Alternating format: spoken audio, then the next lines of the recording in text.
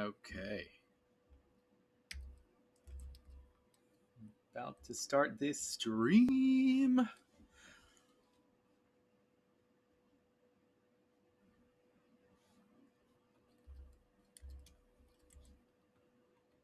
It's getting everything where it needs to go.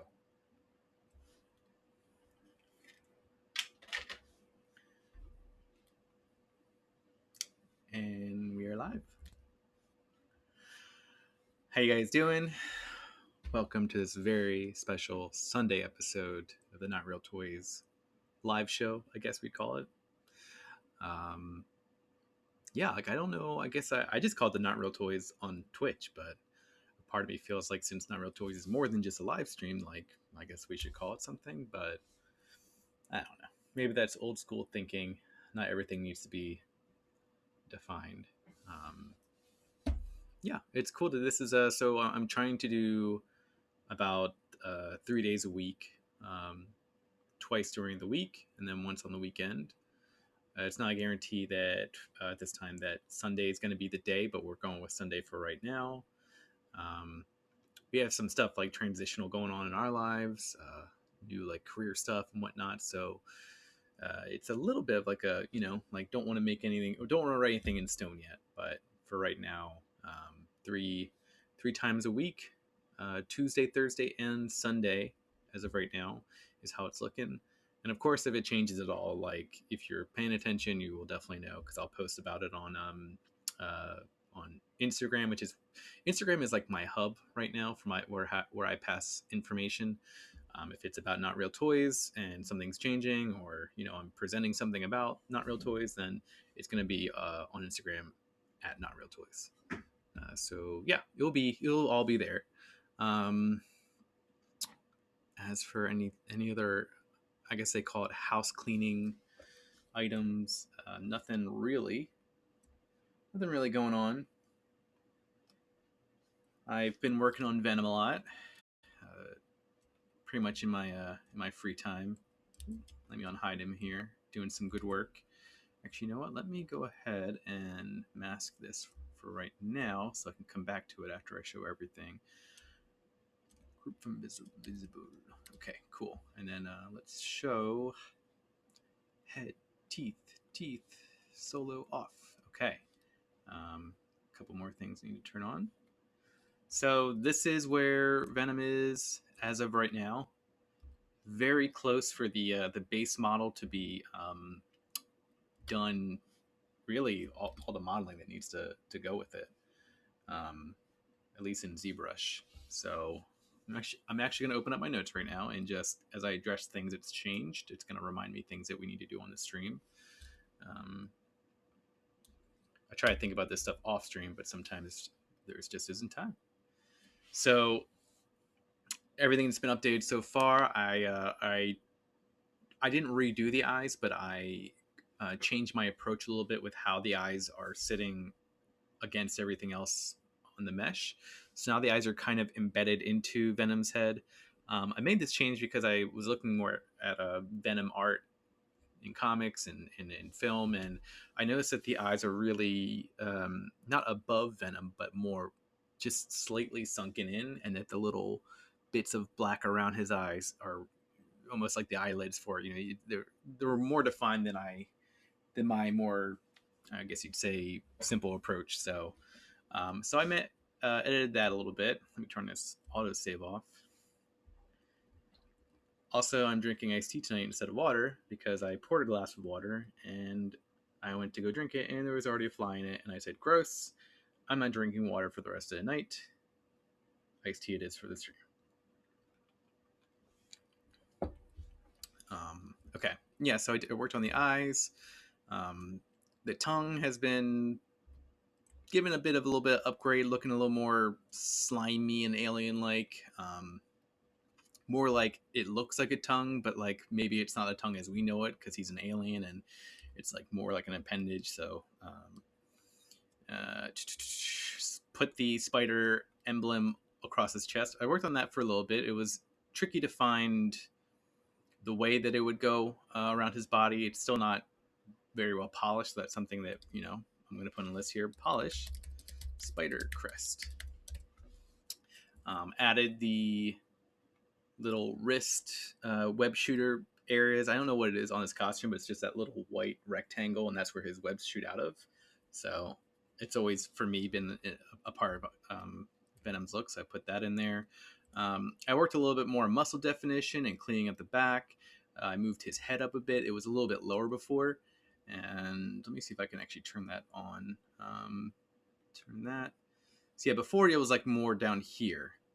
And now I've moved it up to there, which I think gives him a little bit more muscle definition and broadness, because now his head's higher up. It looks like he has, more of like traps going up to his neck and not so much like he's hunched over. I did like the hunched over look before, but it just felt like it needed something a little more to menacing in terms of his silhouette. And it came across to me when I started playing with where his head was sitting at exactly. So I like it a lot more now. Trying to think. That's really it. There's still stuff that needs to be done. Like his back's a little flat, his muscles are really, he's this really buff guy, but it doesn't really reflect in the back. He's a little missed.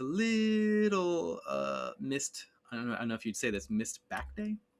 Is that something you could say? Missed back day. I'm just going to pump that up right now. Boom. Just broaden him up, There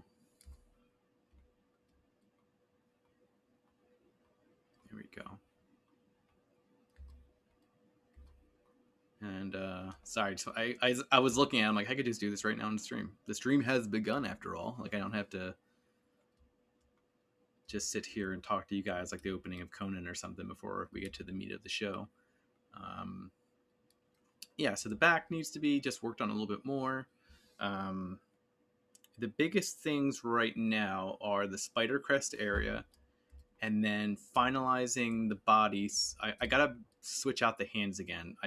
The hand pose isn't going to change, but from remeshing it and just, let me switch this color here so you guys can see, it's lost a lot of detail, and I can go in and carve that out in this space. That wouldn't be so bad, but in areas like this where you see there's a bit of like webbing right in there,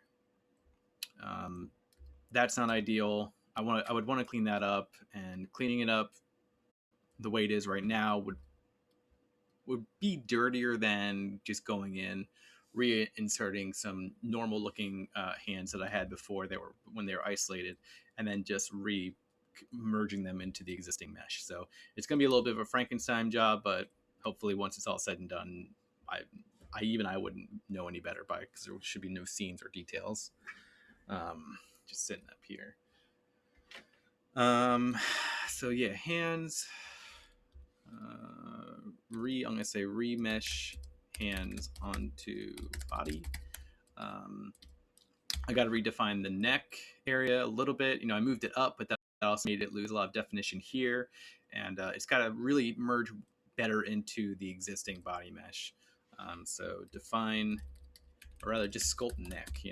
I think it's going to be a little easy to miss that if I don't remind myself, because it's just really not a focus. It's kind of like, ears behind, long hair. Like you see it, but you don't really see it. Trying to think what else here. And I also just want to play with his feet are a little, like, I think I could have shipped this, so to speak, and it would have been fine. It looks stylized, but every time I look at it, I just get this feeling like I'd like to play with that a little bit more. It's decent, but it's not there yet for me. It's a good way to put anything I don't know how to describe. Like, in terms of saying, like, I don't know how to tell exactly why on stream that I don't like this. So I'm just going to say it's just not for me yet. It's not for me yet. Like in that movie Whiplash, J.K. Simmons, it's just not quite my tempo. It's not my tempo. That's my way of saying that, except for I'm not going to go throw my computer screen, halfway across the room. Okay, so I think that's really it. So finalize feet. Oh, another huge, here we go. I'm going to pop this guy back in. He's changed a little bit. The criminal, a guy called Bozo. Looks a lot more gnarly now. I made him look like a 90s, 80s comic punk, you know, basically like one of those, dare even say not one dimensional, but barely a dimensional character. Um, you know, it's just made to kind of get in the main character's way and learn a swift lesson in the power of justice. Um, yeah, so he's looking already a lot more dead and just kind of dumb. Game like this little, you know, gap in a tooth, very stereotypical and cliche way of kind of dumbing down a character in comics. And the old like little mutant greaser, whatever punk, uh, green mohawk. I I kept his eyebrows brown because you know punks don't really, you know, they're not into the whole. It's punk to just do the one thing, you know. You do both. Now you're trying too hard. Now you're making too much of an effort.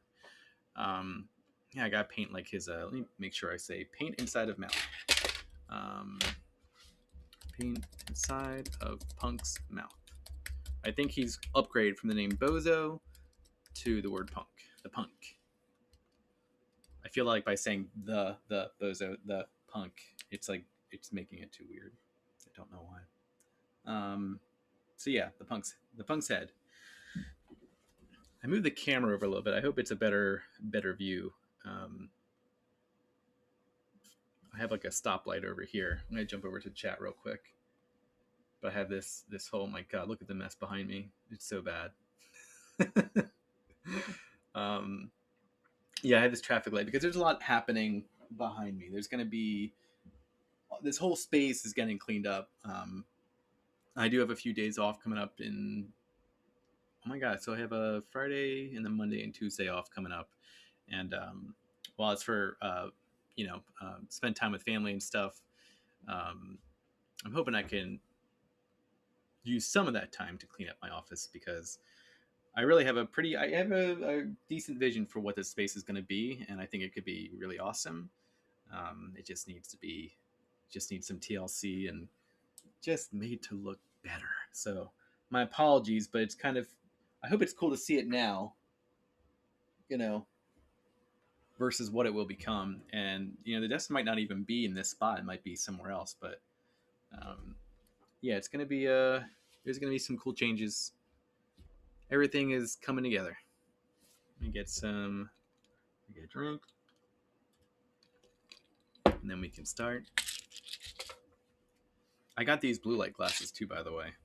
My wife got them for me, and I think I'm gonna wait to use them because right now on stream I'm looking at the camera. Move it up here. So if I'm looking like this the whole time, like if I look just like this, I can see that the screen is right in my eyes, and it's hard to tell. You can't really. It just basically. I should basically just put sunglasses on at this point because you can't see my eyes really. So I don't think I'll wear them on stream, but they're the yellow light, blue light. I can't remember, blue light blocking glasses. So like every time I lift this up, put it down, lift it up, put it down. It's like more blue, more yellow, more blue, more yellow. I'll keep them off for now. Okay, all right. So let's close that for now. We're going to focus on the crest and making it so. Turn that part off. Making it so that the emblem here looks like it really fits into the rest of the body, and that's basically just adding a bunch of bumps and stuff around it to look like the crest is really just embedded in the chest of this character. Give it the feel like it's really a part of them and not just something that's, you know, tacked on. Move this up a bit. I want to say that if anyone's watching, I hope you had a good weekend. I hope this is a good way to relax and end your weekend. Had a relatively good weekend. Went by quick. I got some new pops.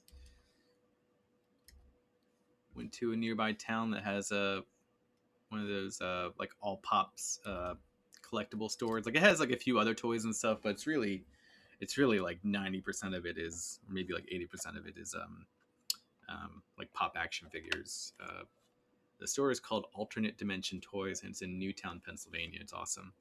But I got Ein from Cowboy Bebop, which kind of sad that she's not going to be in the.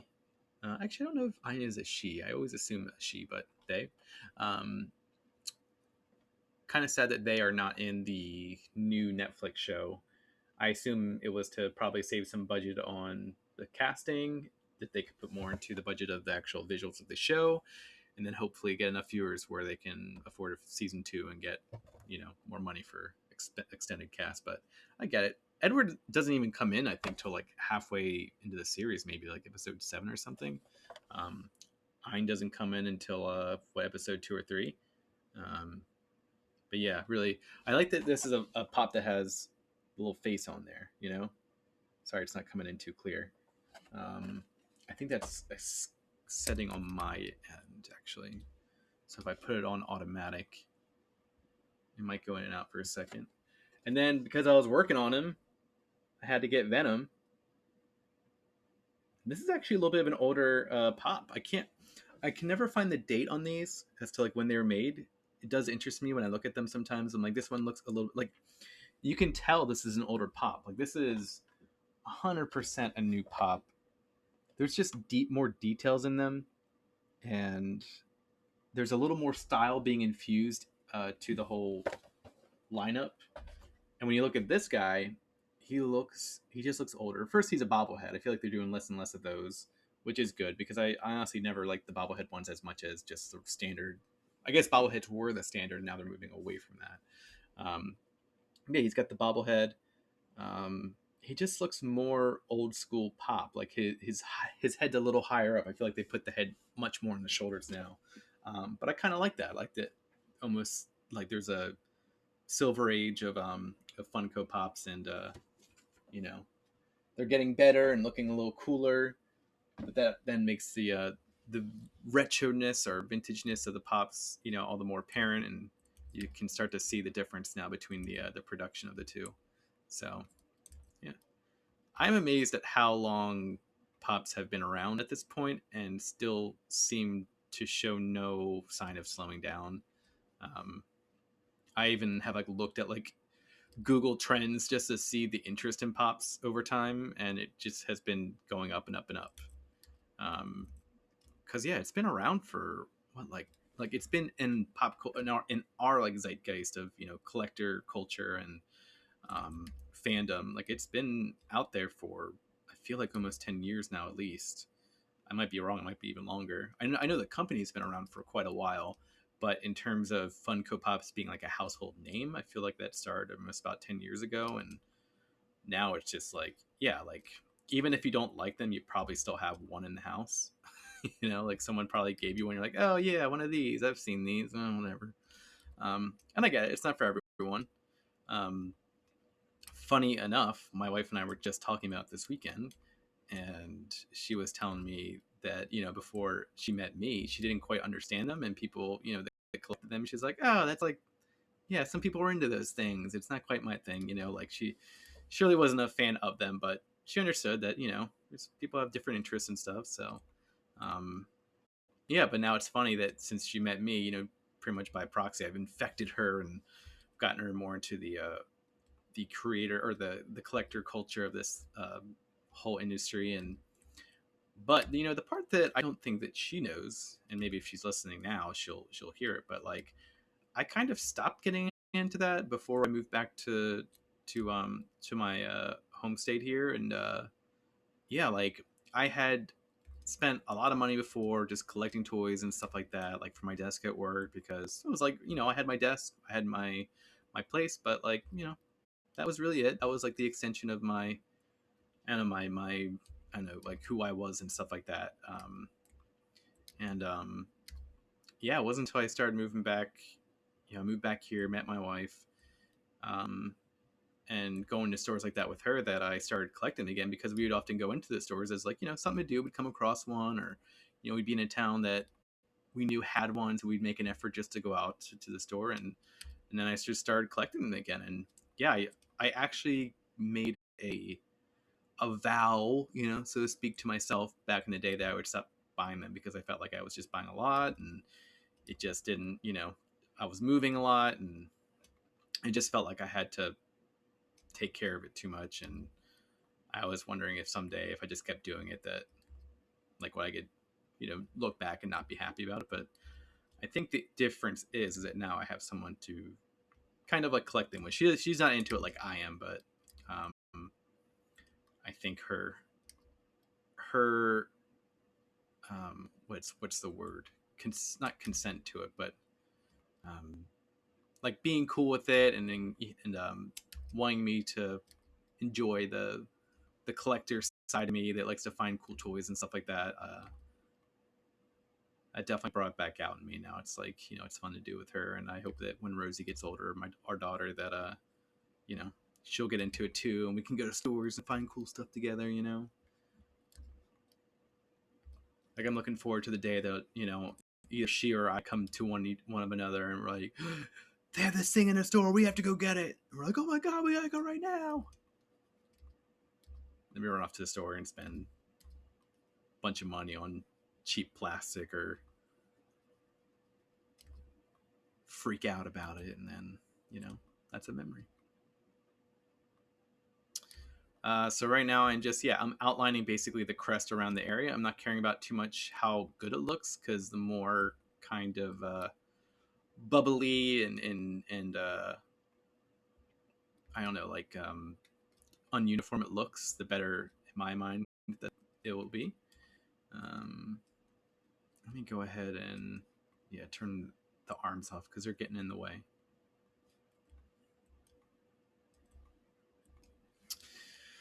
My top 5. That's a good question. Well, I have Ruby Rod from Fifth Element. I wanted that one for a long time. Trying to think here. I mean, there's a whole collection of office ones that we have. So I love. It's like I don't see some of them as so much a individual as like the collection. So I really like the office ones that we have, because like, yeah, I must have all of the more. I'm sure I don't have all of them or close to all of them, but I feel like we have a good like 75% of them at least, probably 80. Um, so I like that a lot. I think it's also because The Office is a show where I could see like Pops being almost like, oh, it would have been cool to see some of them on like people's desk in the show. So I feel like by collecting them, not only is it like getting in on the fandom of the show, but also like something I could see on the show, even though I have no memory of ever seeing that. Like, it's like an officey thing that I feel like they have Pops. People have Pops on their office desks. Um, Trying to think, there are some really cool ones I have. I have a whole bunch of them behind me that I brought up to my office. I have a Guillermo del Toro one. He's one of my favorite directors. He's just a super inspirational dude, in terms of being a creative, and really just, I don't know, like when he makes stuff, it just seems like it's something he really wanted to make. And he straight up just doesn't get to make a lot of things because studios won't necessarily fund the films that he wants to make. So, but I don't think he's really ever made anything he didn't want to make and didn't have a very direct leading passion for. So I really like him because he's, one of my favorite creators, artists. Love everything he makes. Yeah. I recently got some of the Suicide Squad ones. Um, they're one of my more recent favorite ones. I honestly feel like just looking in my app and seeing. I guess I can't because I use my phone as my camera. But I wonder if I go to funko.com if I can see my lineup here. Let me see here. I don't think they do. I think, yeah, it kind of sucks. If you go to their website, it uses the same account, I think, but there's no way to see like the collection you have on the app in your phone, because I have like the little Funko app on my phone that I can add the tags to them and stuff. Yeah, I don't know. I kind of changes day to day. So I guess that wasn't a great answer. It was like I don't know at the top of my head. Now I want to now I want to go like make an inventory in my head of all the ones I have because I know I'm forgetting a bunch that I have. There is a Hellboy one. It's Hellboy in like his Hellboy like form, like when he is like the I don't know, like the Doomsday Bringer. He's got the horns, and he's got the flaming sword, and he's like an off red, more of like a purple color. And I just like the color variation and just how cool and like he even looks bigger than the rest of his normal like Funko lineup. And I just really like Hellboy, which is like of course I got introduced to the character by watching the movie by Guillermo del Toro, so of course I'm a fan of that. Um, yeah, thanks for asking. I turn this lazy mouse down a little bit. It's getting a little annoying, a little too lazy. Yeah. You know what? One I really like is the Tom Haverford and John Ralphio one because I love those characters. I love that they come together. Like of course, like they have to. Like you can't have John Ralphio without Tom Haverford, even though he does pop up occasionally on his own. Um, he's just such a like the duo. The duo of them is one of my favorite parts of the show. Anytime they're together.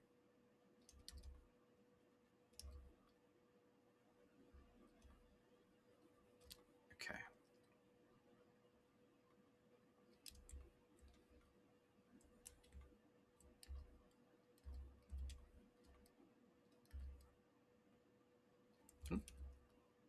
Whoops.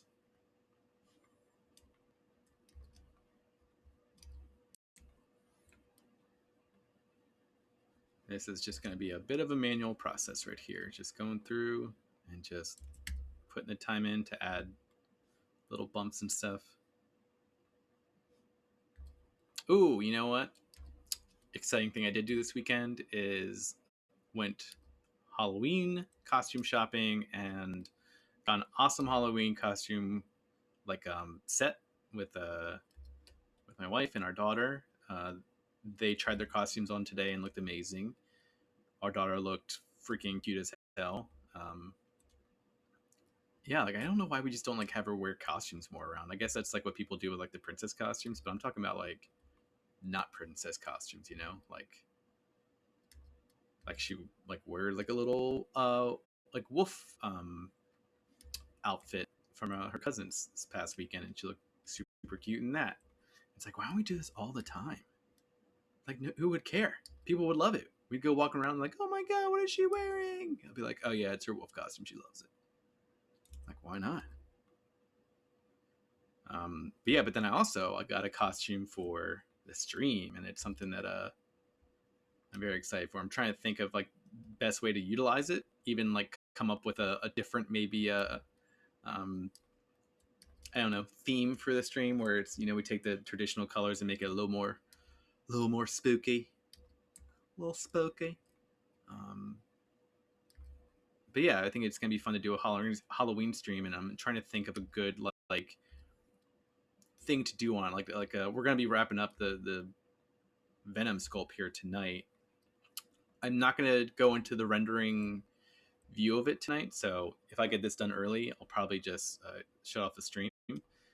Unfortunately, because of the computing power it takes for me to work on the rendering part of any piece, I tested it last stream, and I went back and watched it, and as soon as the whole time that I was trying to showcase a little bit like the rendering preview on the stream, it sounded like I was going through a tunnel. I kept cutting in and out. The stream kept stuttering like visually. It was just not a good experience. So, and I don't have this set up right now where I can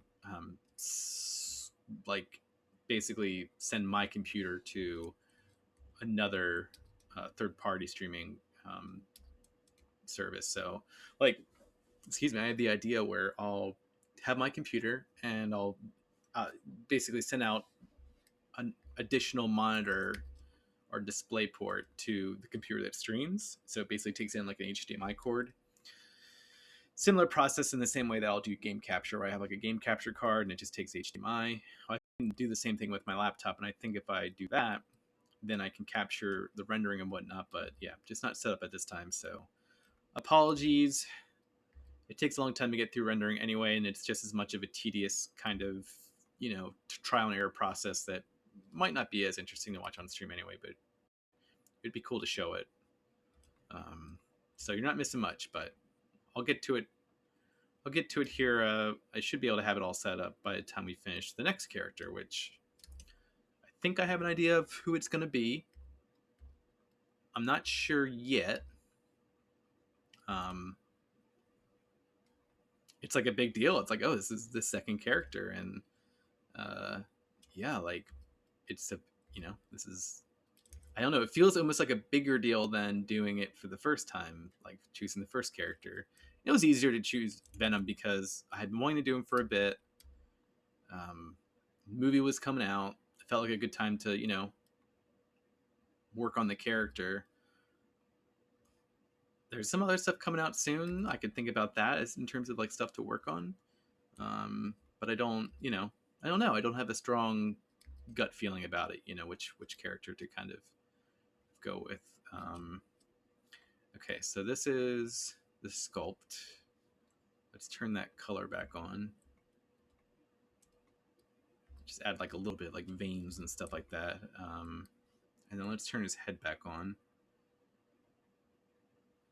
Head, top teeth, bottom teeth. There we go. All right, yeah, so it looks fine to me. I don't know if maybe I should do the same thing around. Let me turn that back on. Like doing the same bit of like bubbly, patchwork here and there, with the edges of this spider. I guess so. I mean, if I'm going to do it on one side, why wouldn't it, be the same effect on the other?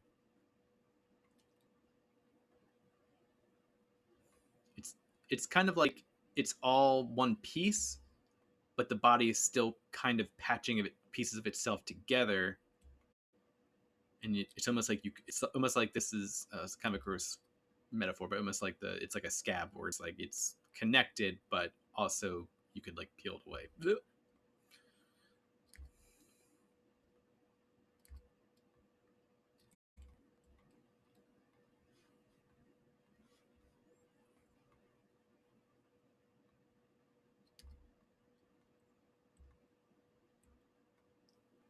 Yeah.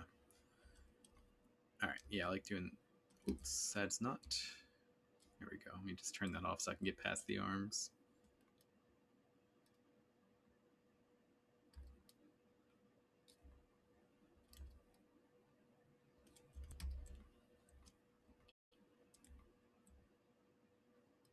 Let me just turn this off. I keep seeing the light.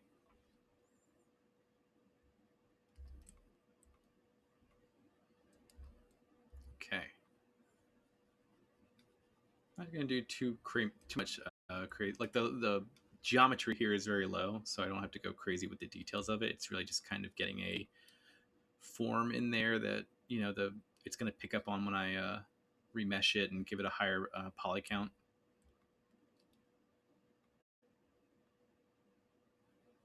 I could almost sit back here and do it at a more zoomed out level. I don't think it really matters that much. Zoom it out or smooth it out if I don't like it.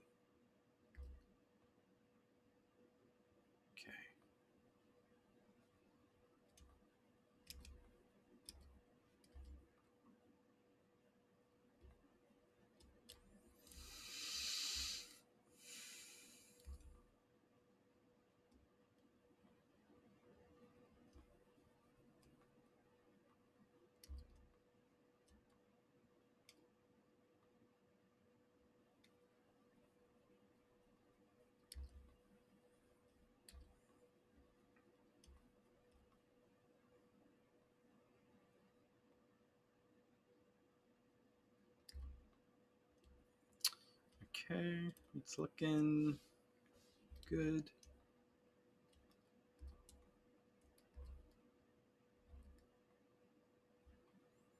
More there, more there. Um, one idea I had that I don't think I'll be able to do for Halloween, but I would love to still explore is What We Do in the Shadows. The characters from the TV show, even though I love the movie and like for me, the movie, it's always going to be the original What We Do in the Shadows. 3 seasons of the show in now, I'm starting to feel like I think about What We Do in the Shadows more as the show first and not the movie. So that's pretty cool because I I feel like as much as not great stuff happens sometimes, and you wonder like, oh my god, are we like in like are we living in the parallel universe where things suck? Like is there like a universe out there where all the BS that we deal with in this country and as a culture and elsewhere in the world, other issues that we don't even have an understanding for. Like sometimes you do wonder, like, man, like I hope somewhere else they have it better, because some of these situations and things that we have to process as a community and whatnot are, a lot.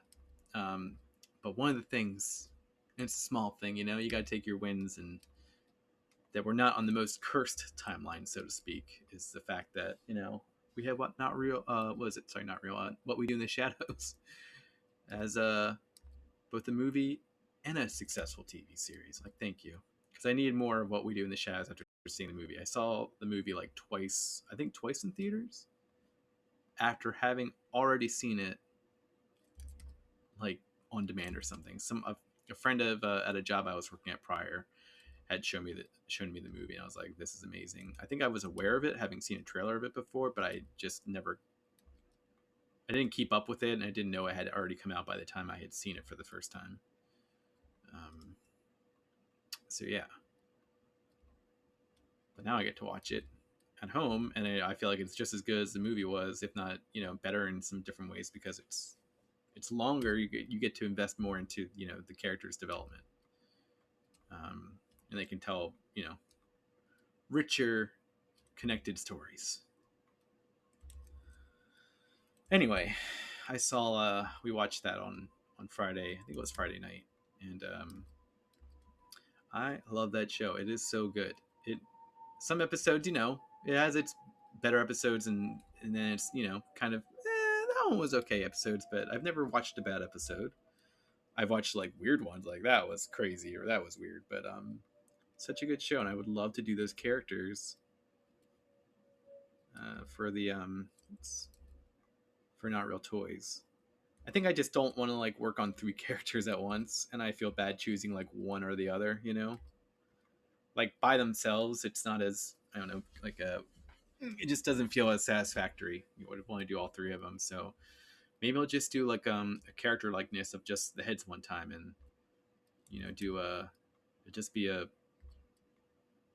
um just be an art post project instead of making it for 3D printing and stuff. But or you could 3D print the heads and I don't know, put them on a keychain or something. Okay, so that is that. I think it's gonna look good when it looks a little kind of messy right now, but I imagine what I'm thinking in my head. This is based on stuff I worked on before. Is that I think when I take this into Blender and start adding some rendering materials to it, or materials to render, um, it's going to look a little more cohesive and a little more I don't know, attractive to the eye. I think right now, because it's in Blender and it's in such a standard shading environment, um, it's like it looks cool, but it looks maybe like it could look better.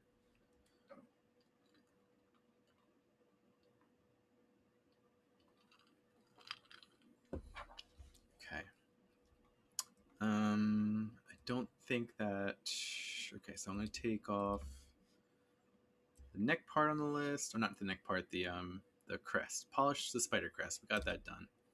Remesh hands onto body.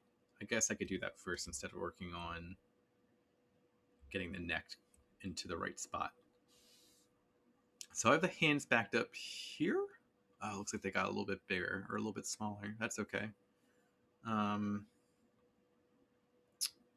don't think I have a backup of the hands anywhere else. Okay, yeah, so I have them here. I'm going to just duplicate that backup because I never actually use the backup. Always keep the backup. And then going to, I guess, transpose that set. Transpose just means like, scaling, modifying the location or the centering of it. Let me switch the color on them too. There we go. So this looks pretty close to where it's at. Oh my god, it's almost like exactly where it was at. Look at that. Wow, look at that. I'm sorry, that's just that almost never happens where it's almost perfectly scaled and aligned. I know it's because they were pretty much already in the same location, just smaller, but even then, it's like you make something smaller and you move it a little bit, trying to get it back to exactly the same size and placement, to replace what you're trying to get rid of. It's like it never happens that well. That's pretty cool. That's a stream miracle. They happen, people. Okay. So this helps because now I can go in here with the trim lasso tool and basically just go in and cut. I'm cutting everything but the hand, I realize. Ugh. Oh, no. It was another stream miracle, people. It is the Lord's day, so, maybe he's out there watching the stream. He, she, they. Okay. Did it cut it well? Yes. Okay, we can deal with that. That's not a big deal. It's a little cut off before, but I can easily just move that bit of the mesh back into where the hand is. Smooth that out. Okay. And I'm not going to join this together yet because I'm going to work on the head. So I'm going to make two different body sets. One is the Venom we have now. Okay. That's what he looks like. He's going to have the props in his hand, the frying pan with the head in it, which is now being replaced by that head. And then the spatula. His head is huge, by the way, compared to the last one, but I need to scale that down. And then we have the variant head, which is, let me show that. Boom, boom, boom. Boom. There we go. We have the variant head, which is a much more kind of old school anime, lug-headed looking Eddie Brock with Venom's face, on the back. It's his mouth basically being open. I feel like maybe I could add tooth up here, but my confidence isn't high that it would make it look any better. I have been thinking that maybe I should make the teeth get a little closer. It's a good thing I brought that up now because I did forget to put that on the list, but maybe I can make the just a little bit closer because it just felt like it was still kind of loose, and I really want this jaw to feel like it's just barely making room for Eddie's face. Like everything is as tight as it could be.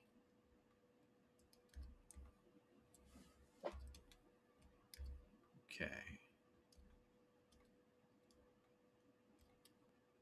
So yeah, so then we have this. What the heck? My mouse is going crazy. So then we have this variant of it, which by the way I cleaned up even more. I added some face coloring too. I do need to.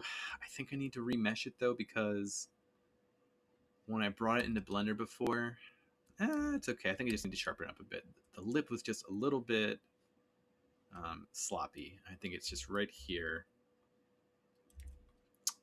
Not quite. It just didn't look great. I don't know why, but lips seem to be one of my weak areas, and I guess it's like lips are not easy.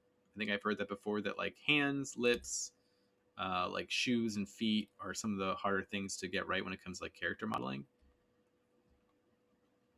But yeah, I don't know. Lips is one I just feel like they don't look that hard, yet they do tend to be one of the areas on my models that I find looking back that I wish I had touched up more, spent more time on. And then I think what happens is I'll do a sculpt and I'll be like, oh, that looks good. And I'll move on. And then what happens is I come back to it. I'm like, I don't know. Now I'm kind of seeing that the mouth needed a little more work. So let's put a little more of that work in there now. I have a list, but I'm finding a lot of things that I'm remembering that I wanted to put on the list and just working on it in the moment. Okay, so like a little bit like that. I think what the issue here is that the red part of the lip is not extending the way that I want it to.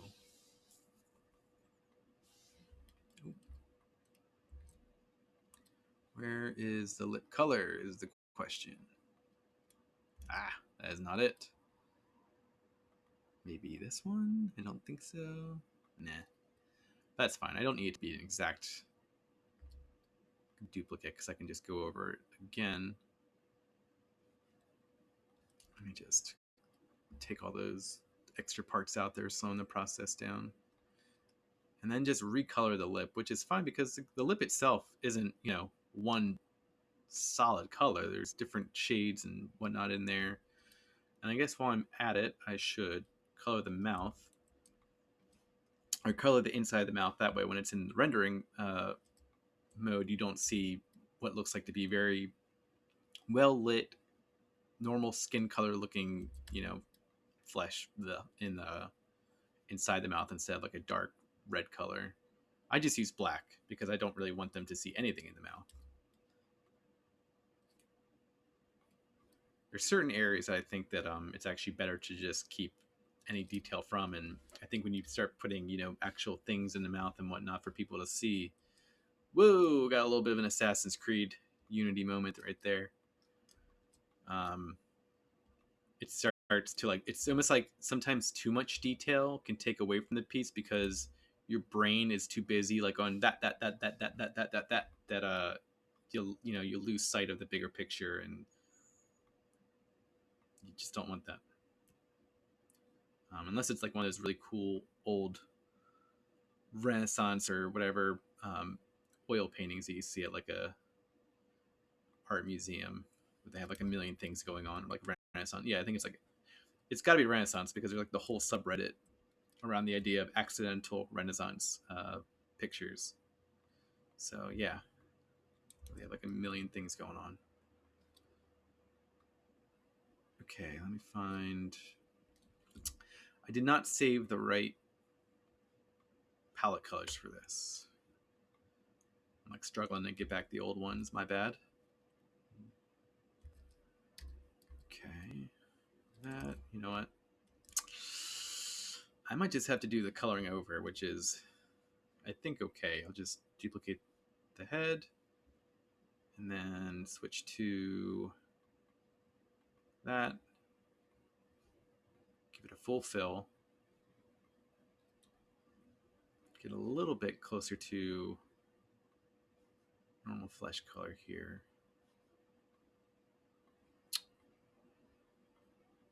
Okay. Nope. I'm going in the wrong direction now. It's a little too white. Doesn't need to be totally accurate because I can always adjust the levels of it. Excuse me, this iced tea is making me burp a little bit on the stream. My apologies. Okay, I'm gonna move this lip part in while I can see it a little bit better. And then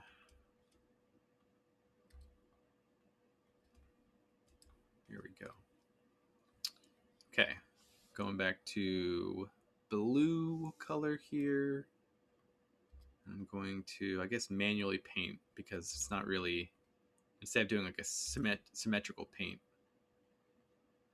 I can't do symmetrical because it's not really even on both sides right now. Like the face gesture is not even.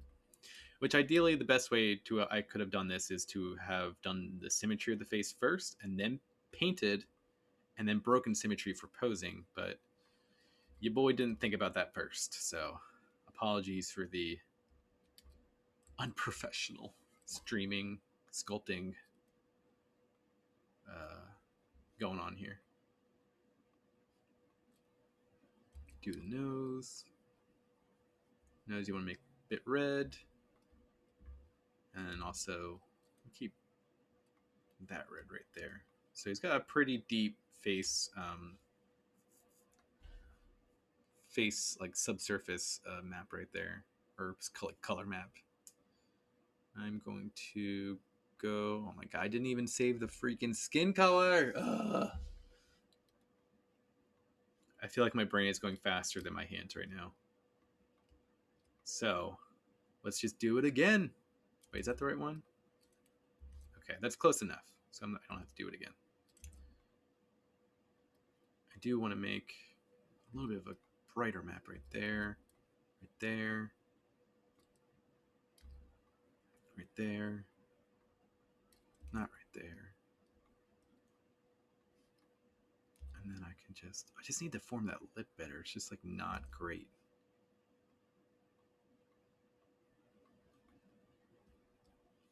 I think it is the line work isn't as sharp.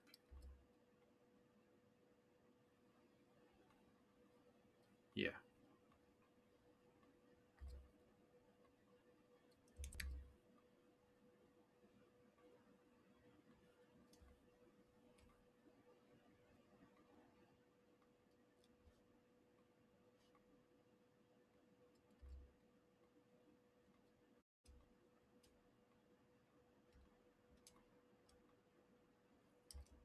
Maybe not so much of a line right there.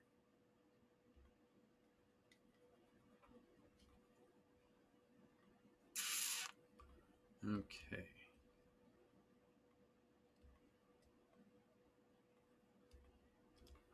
I watched two Marvel things this weekend as well. The first one I actually did complete, but it was What If, the Marvel or the Marvel show on Disney Plus, and I think it was a really cool way to wrap up that show.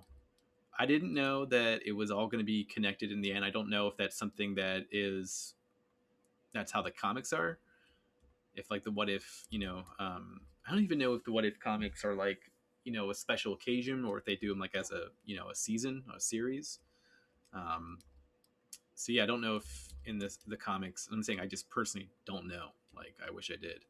Um, if at the end of a What If's year they bring it all together, the way that they did it right here in this first season, I can't imagine like it'd be some really creative writing to get around how they bring them all back in together. I mean, it was creative this time. I didn't see the whole twist coming where the watcher himself would have to kind of intervene. I thought he'd really just be the narrator for the show so much, the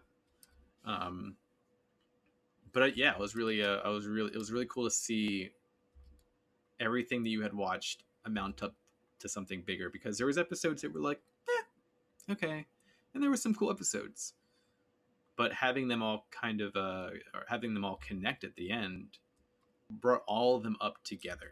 It was like, oh, this is so cool. Like I'm really happy I got to watch X episode and see how that comes back into play here, because that just makes, yeah, it's like such a cool way to add value to the time I spent watching this before, where I didn't know that this was how things were. Trying to get this lip color right, how things were going to go. It's like I enjoyed it and now I enjoy it more.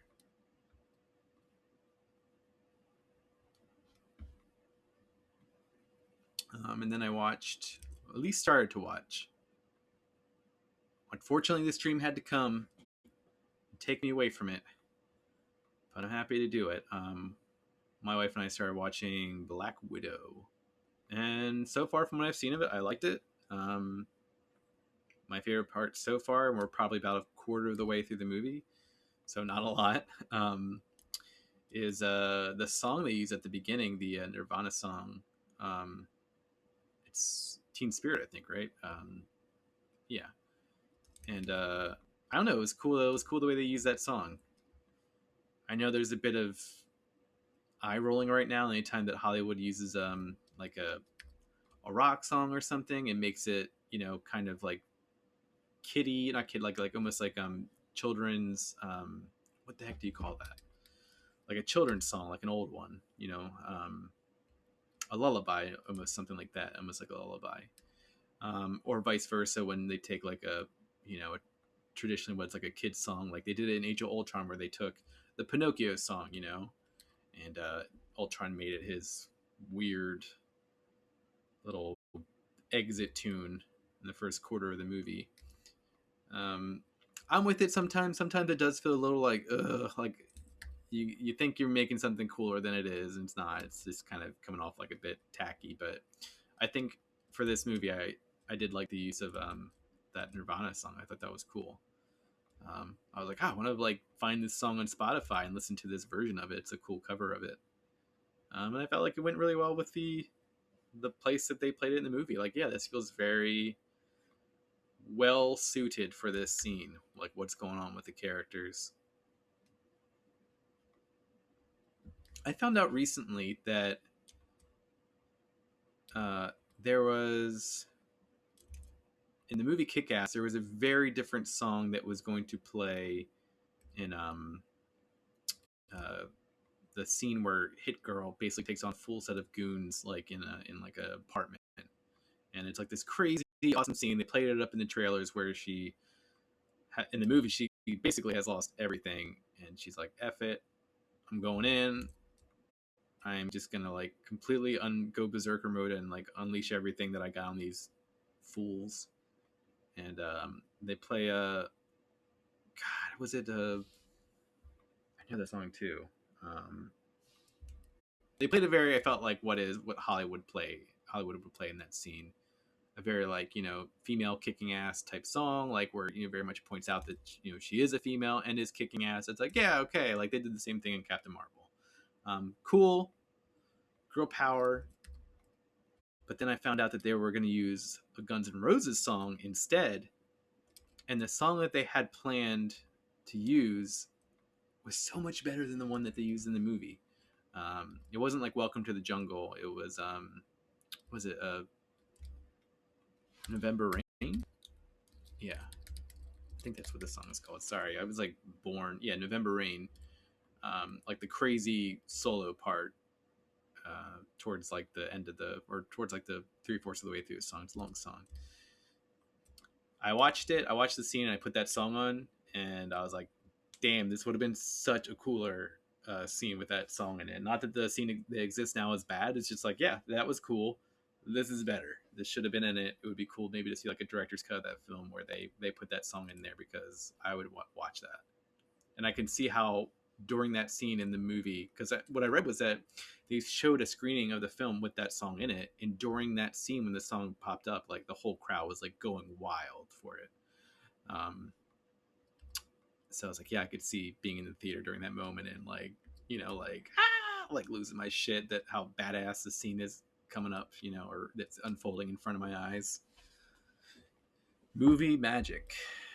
It's like why we go, you know, that's why we go to the movies, to like get engrossed and feel something, you know, feel like pay a little bit of money to sit there, relax, and feel something profound. Like that's why we love it. That's why we love movies. We just want to feel.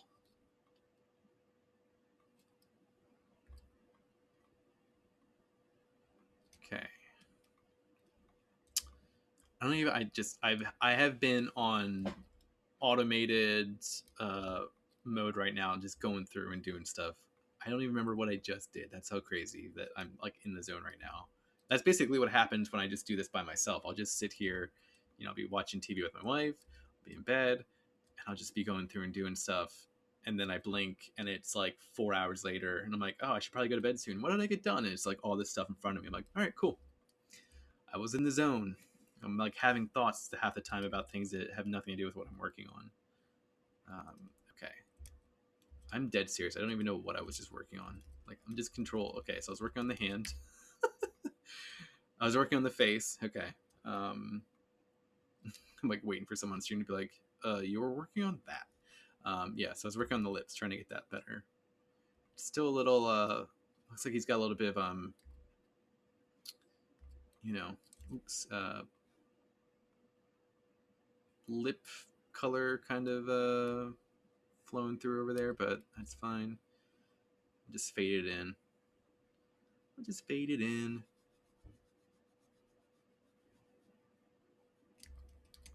Okay.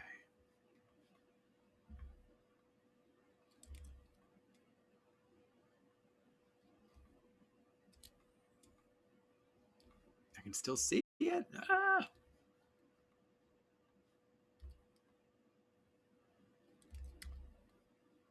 Okay. Like that. Like that.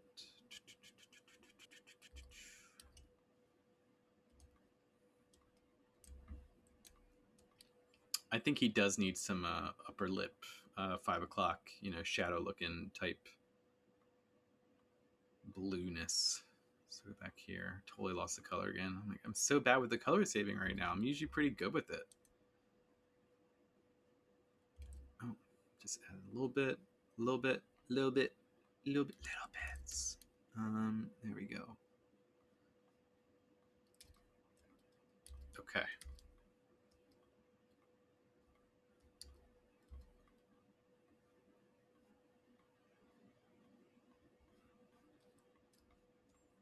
There we go. I think that's better. It's really basically goes under the skin, and then I just apply like a general color on top of it, and then I apply what's called a subsurface setting to the skin texture, and allows basically the sun to kind of go through, um, the skin and in the areas where there's a much thinner space, you can see the inner color of the skin. So like the nose is an important part because you see a lot of like color through the nose with sun. Um, Lips a little bit. Ears are a big one. You can see light come through the ears really easily since they're very thin. Yeah, it's just a way to add realism. Makes it look cool. I like it. I'm finally saving that blue, and I should save the file right now.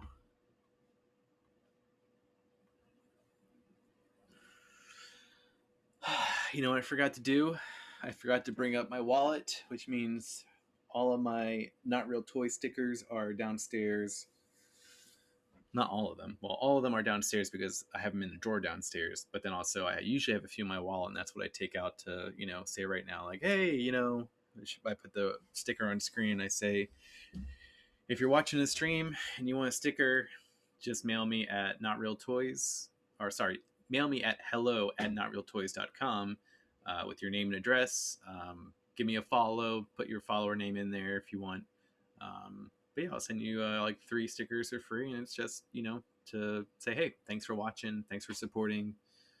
We're very early in this, so anyone we get to come on and watch us, we really appreciate it. So thank you. You see like little see if I can point that way, over there, all the way on the other corner. That's like the little 3D spinning representation of the sticker. I haven't worked on anything Not Real Toys related in a few days, and I was thinking about it today.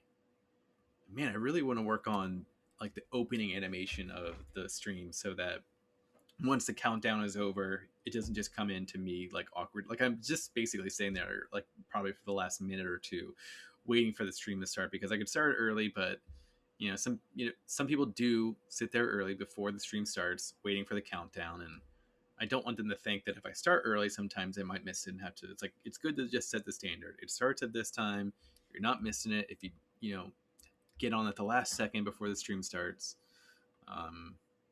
Yeah, so I want to keep to it, but at the same time, I feel like it's so awkward just to start the stream like 10, 9, 8, 7, 6, 5, 4, 3, 2, 1, and now it's me.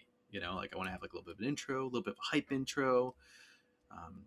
And I, just love the Not Real Toys, mascot. Not to brag or anything, but it's one of my, favorite logo I've ever made. So I know it's not crazy complicated, but it's very close to what I had in my head for, you know, the mascot of Not Real Toys. So it'd be really cool to play with that character more. And I made him recently into 3D, so I got a lot of you know, that's probably what we'll do here is if I think I can do a soft real-time rendering in the stream, and I'll check, you know, live to make sure it's not crushing the stream. But I think you know, if we get to the point where we have nothing more we can work on with Venom, and it's time to take him into the rendering phase, then we'll, you know, on streams like that where it cuts short, we'll just transition over to working on some Not Real Toy stuff, because I got some ideas and stuff I want to work on. It'd be cool just to do that on stream and show a little bit of that progress.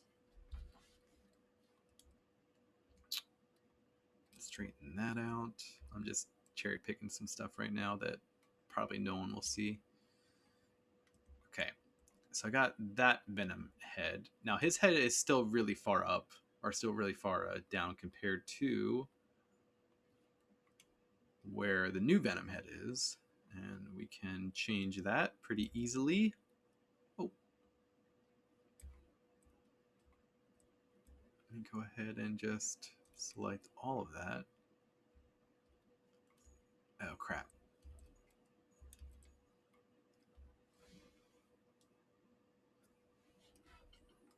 My cat just came upstairs. Okay, so selection, select none of that, select some of that. I feel like it's still missing something. Yep, the ears. It's a little hard. There we go. Okay, so now we can move that up, and yes, that's more of where his head is currently. Now that's still really far in front of his body, but he's got, you know, huge. So I don't know if I should just move this up some more. Now he's got like these huge. Oh my god. Now he's huge. That's a huge dude. His arms are so far down from his body, from where his neck is. It's funny to me. Okay.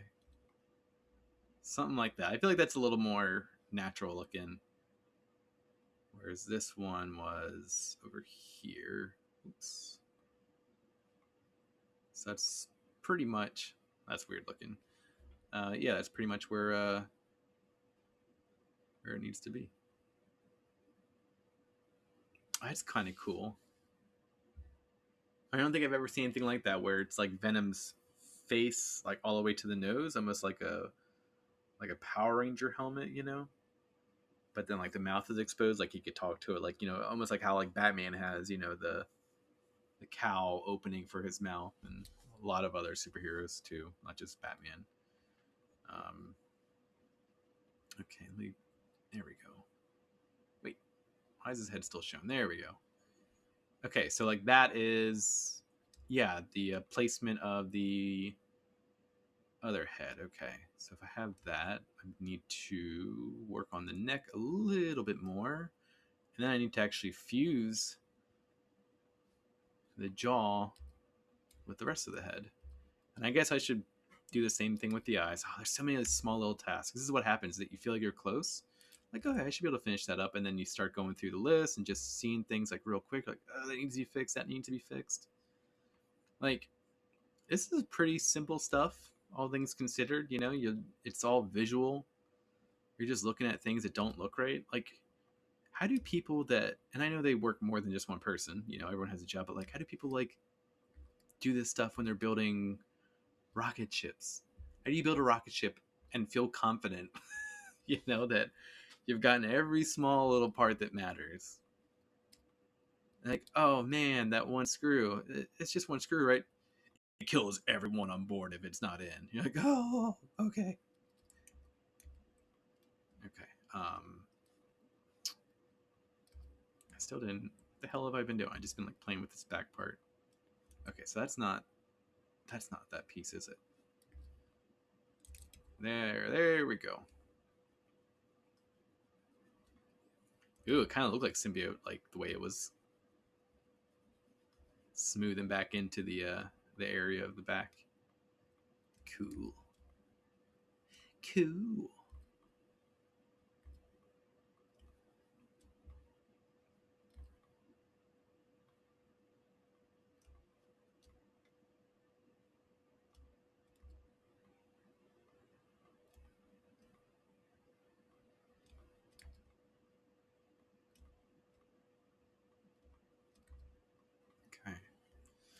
I'm just gonna have to make that a little higher.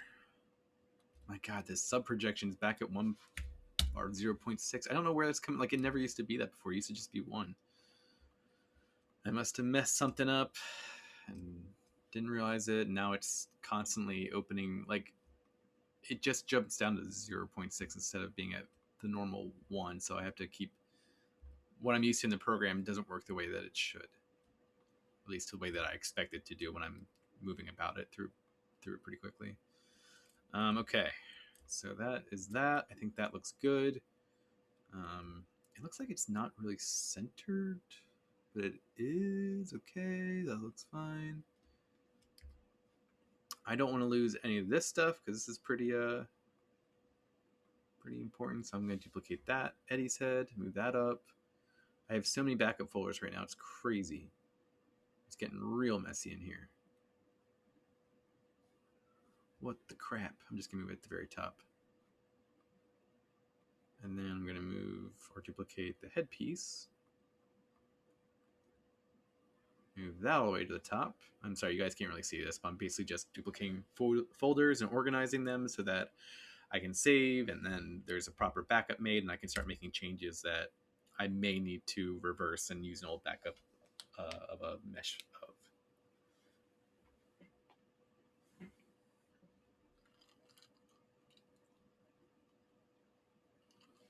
His cup is dripping.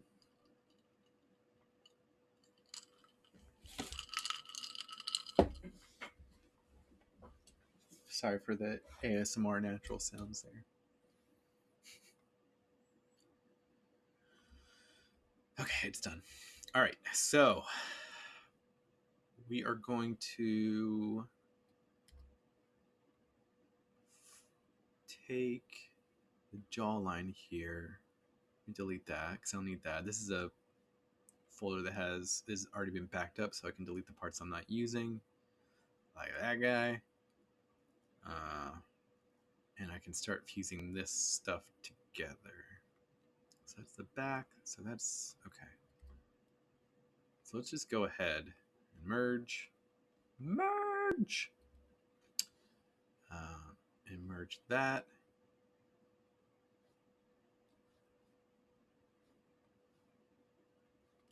I actually need to separate out the teeth and the gums from the jaw. So I'm going to have to go in and make these all an individual group. I'm going to hide. And now that everything that I want is hidden, I can split it out from the split hidden command. And there it is. Now it's in its own group away from the jaws. The jaws are now in its own group with the, not the jaws, the gums and the teeth are in their own subgroups there. Don't like how these teeth are pointing outwards so much, but maybe that makes sense because it's like, would make sense for his teeth to point outwards instead of inwards, like towards him. Happy accident. Didn't mean to do it. I'm sticking with it. Okay, now I need to merge this head together. It's all the same color, so I'm fine with that. There we go. It's like, it's always stressful. It's like, please do good. And sometimes it comes back looking a little messy, and you're like,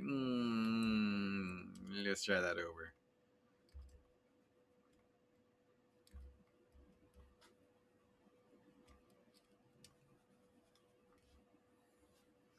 Okay.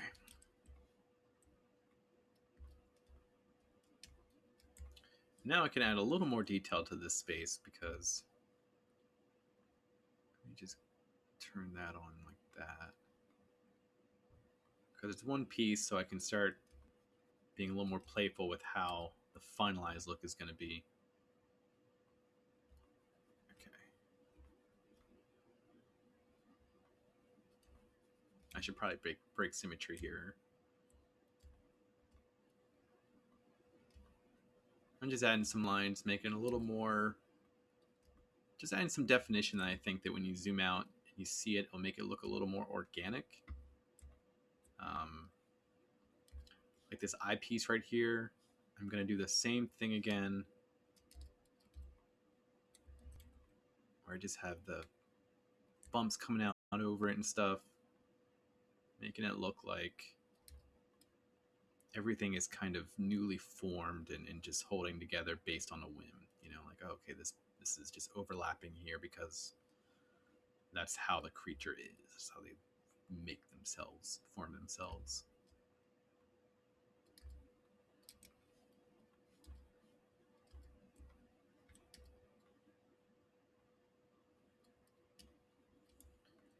Another thing we got to start doing soon is working on some of the actual 3D prints that need to go up. I guess we'll work on Venom first, you know? But I have maybe almost 10 models that I've had in the process of making into 3D prints and whatnot. I need to put them up. Okay. Do the other side now. So I'm going to do a little more down here. Because really it's like, it's not just right around the eye, it's the whole head that's disrupted by these eye sockets, or like visually kind of forming around them, you know? It's fun to be really sloppy and feel like you know what you're doing. You know, like I'll just mess this area up, man, you know, just add a bunch of junk to it. And then you zoom out and you're like,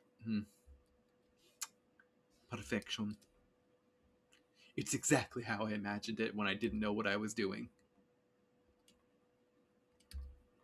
It's perfect.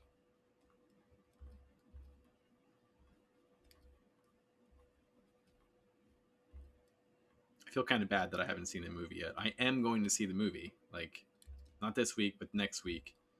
And I do feel kind of bad that I haven't gone out to see it yet. I say that like I haven't, like I've had the opportunity to. I just like, yeah, I haven't had the opportunity to. But you know, like it feels bad to be a fan of something and then not support it because you know, like you want them to make more, right? All right, well, go see it then. Well, I was busy, and well, you know, if things aren't on streaming right now, I just can't watch it.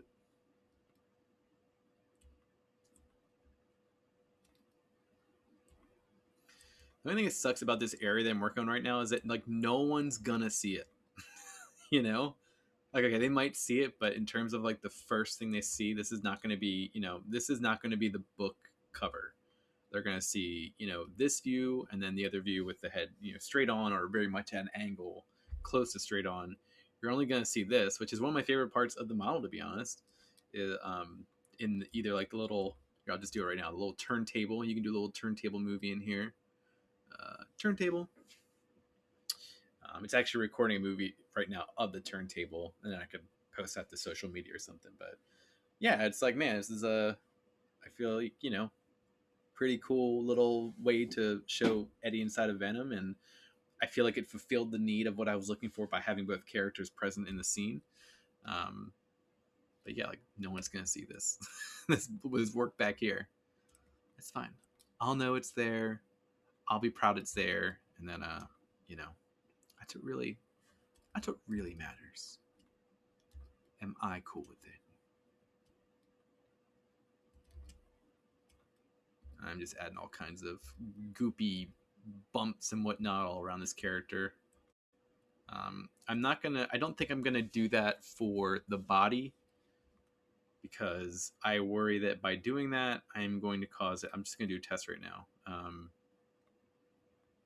You know, I'm just gonna make this. It's just gonna start to fall apart because it's gonna be a lot all over the body, and I don't want to. Like I've already added here to the chest where things are kind of coming together with the crest that's in there. I think adding it elsewhere is just going to make it look a little sloppy and make the model look like I don't know, like it's not that sharp. And I know it's not like the most sharp stylized piece that's out there. There's some incredibly sharp stylized pieces out there to the point where it's just like, God damn, my eyes are hurting from how sharp that character looks. My stuff tends to be a little more softer. I thought I heard my daughter. Softer in like the sharp areas are in tends to be a little more softer in the stylized space, but it's something I've been experimenting with.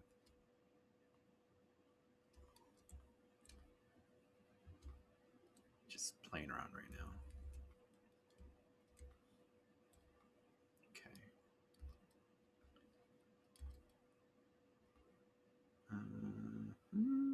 It looks good. Yeah, I'm not gonna add.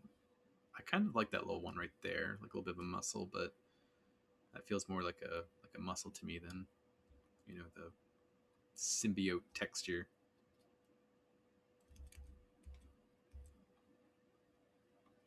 This muscle up here is just a little too sharp and pointed. I need to bring that down a bit.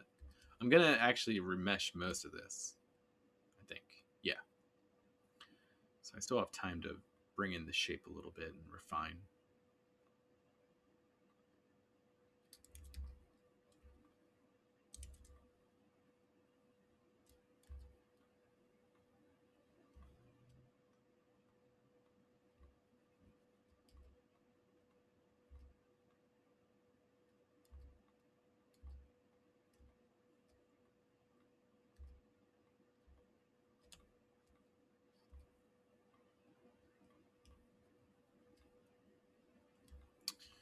That muscle is way too big. It's funny that I'm seeing all this now instead of like earlier. But just jumping across a bunch of things and trying to see how things look when you start to piece them together, it's easy sometimes to lose sight of the more basic pieces that you initially put together. It's just like too sharp, like right there, and it's also too high of a density that, like, when I use the smooth brush, it doesn't do enough smoothing. Like really smoothing that area out right now. Okay, that looks a little bit better. It just looks like huge right there. Like it sticks out so much. I feel like it shouldn't. Like muscles aren't just aren't that round, you know? I know it's a stylized piece. Like, yeah, there's a lot about this character that isn't realistic, but it has to be believable in the space that I'm setting up. That's the key.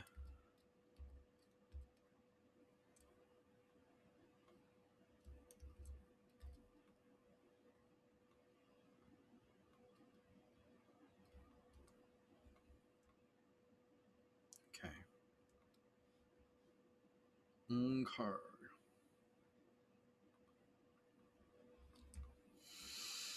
Oh, I forgot to turn these guys back on. There they are.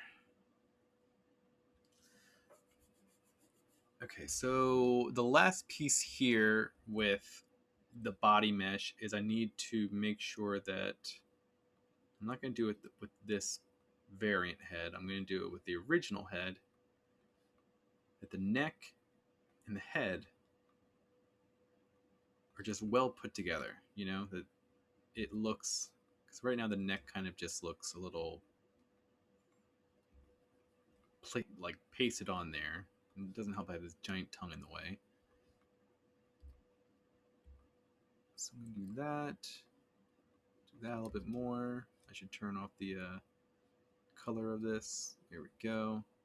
It's kind of cool to see like Venom white sometimes. I know there's like a, was it anti-Venom or I forget the heck the character's name is. Like a white Venom nemesis. I think it was called anti-Venom, but I also feel like it has another very different name now.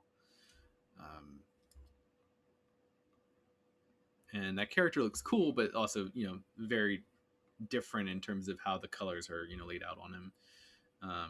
Like I said, I remember his face looking quite different. It's cool to see like Venom white, you know. Like I almost like wonder like that would be kind of a cool way to see the character. Like when you see Hal Jordan, you know, as another Green Lantern or another Lantern color other than Green Lantern, it's like whoa, like the color is such a huge characteristic of who they, you know, what they visually look like there. When it's like this giant solid black mass, to see it in a completely opposite color, like it's like I can see this almost like being a story somehow, you know, like how they got to be this color. It looks so cool and just visually like I am intrigued. I'm intrigued to see this character presented this way. Okay. getting a little strained in the neck there, but also the character is pretty much nothing but muscle. So, like, why would Venom have body fat? Does Venom even have fat at all? I don't think so.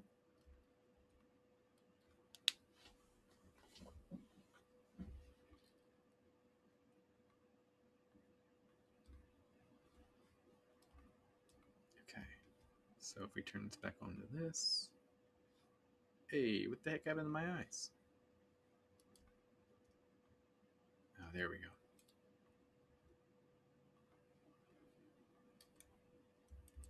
If I fill it, does it?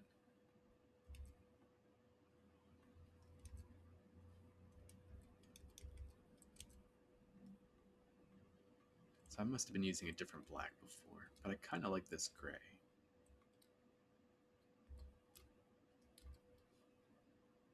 Now the buy is like that, I need to work on the chest being a little more. Not like that. That's too much.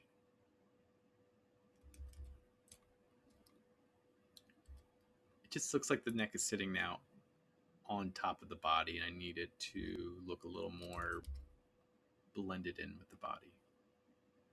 I realized I probably didn't help myself with that in making the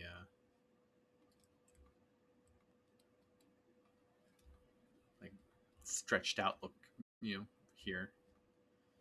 But I was curious to see if that would be the right approach. Smooth that out a little bit. I think what's gonna happen, I just need to fuse them together and then work on it then, because I think right now what's happening is I'm trying to get them to match each other, but it's just not going to work because they're not fused. Much more uphill battle than I need to be doing or need to be engaging in. Okay, so if that is really it for the body, I think the last thing to do is fuse the hands together, and then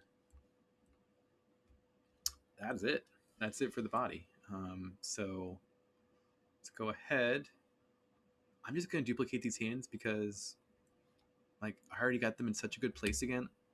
If I mess up the file and it's like too many steps back to try and get the hands back to where they were, not to mention the fact that, like, when you merge stuff into ZBrush into another subtool, and you undo it, like, you can't get the hands or you can't get one subtool merged back out of it without splitting it. Like, you can't do Control Z and get that subtool you merged in to unmerge. Okay, so bring this down, bring that hand down, and now I'm just going to merge these all. Boom, boom. Okay. This is going to be a tricky moment. So right now, what I have is, I should just solo this. The hands, they do look like they are fully connected to... Oops. What the heck just happened there? Auto group. They're connected. I do want to just bring this in a little bit more. Like, make it look a little more already, like, naturally fused into that wrist area, especially where the wrist is, like where it should be, because I'm probably going to bring that out again, but like more in a stylized wrist bump. Okay, and let's do let's see how this one looks. I feel like this one looks pretty good.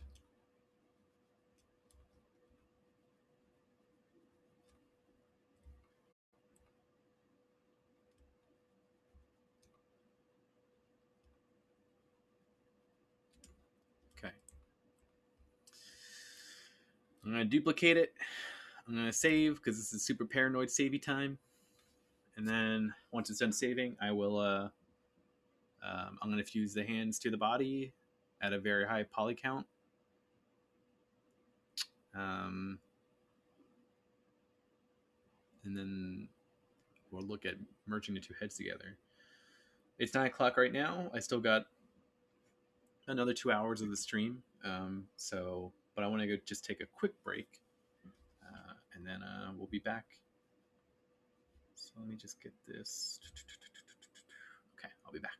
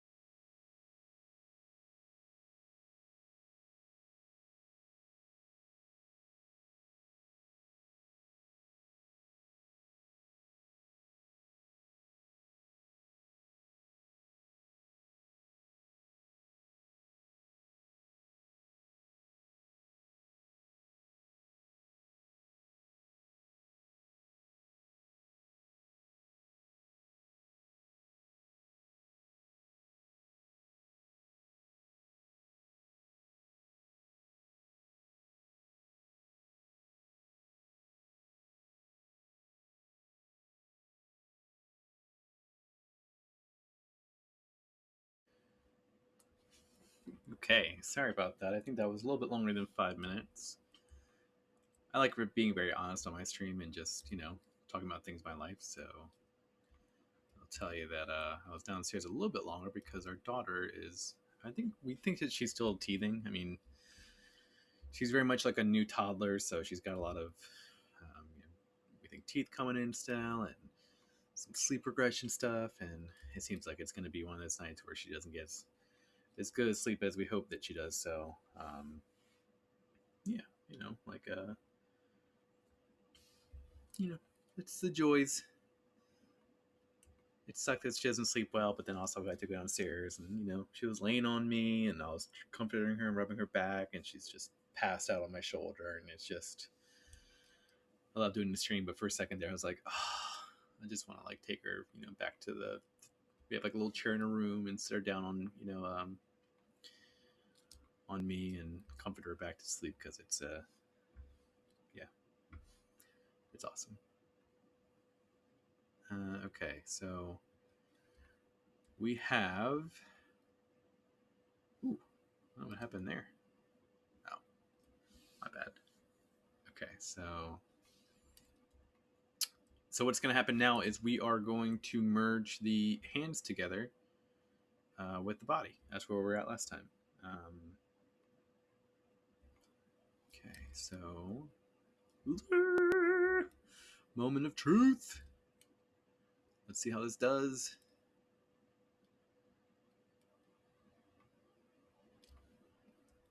Okay, it's merged.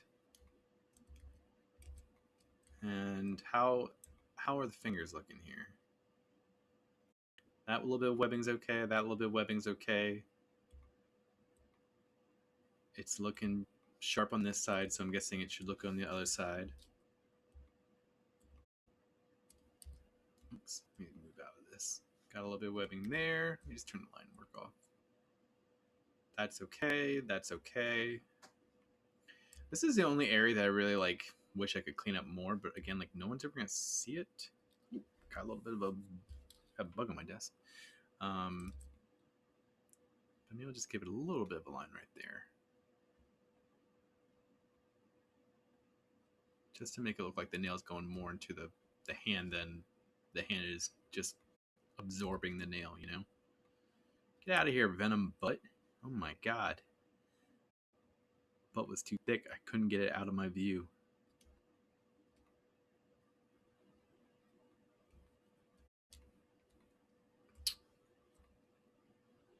I do like the ongoing meme of like like Pixar character moms having like giant butts.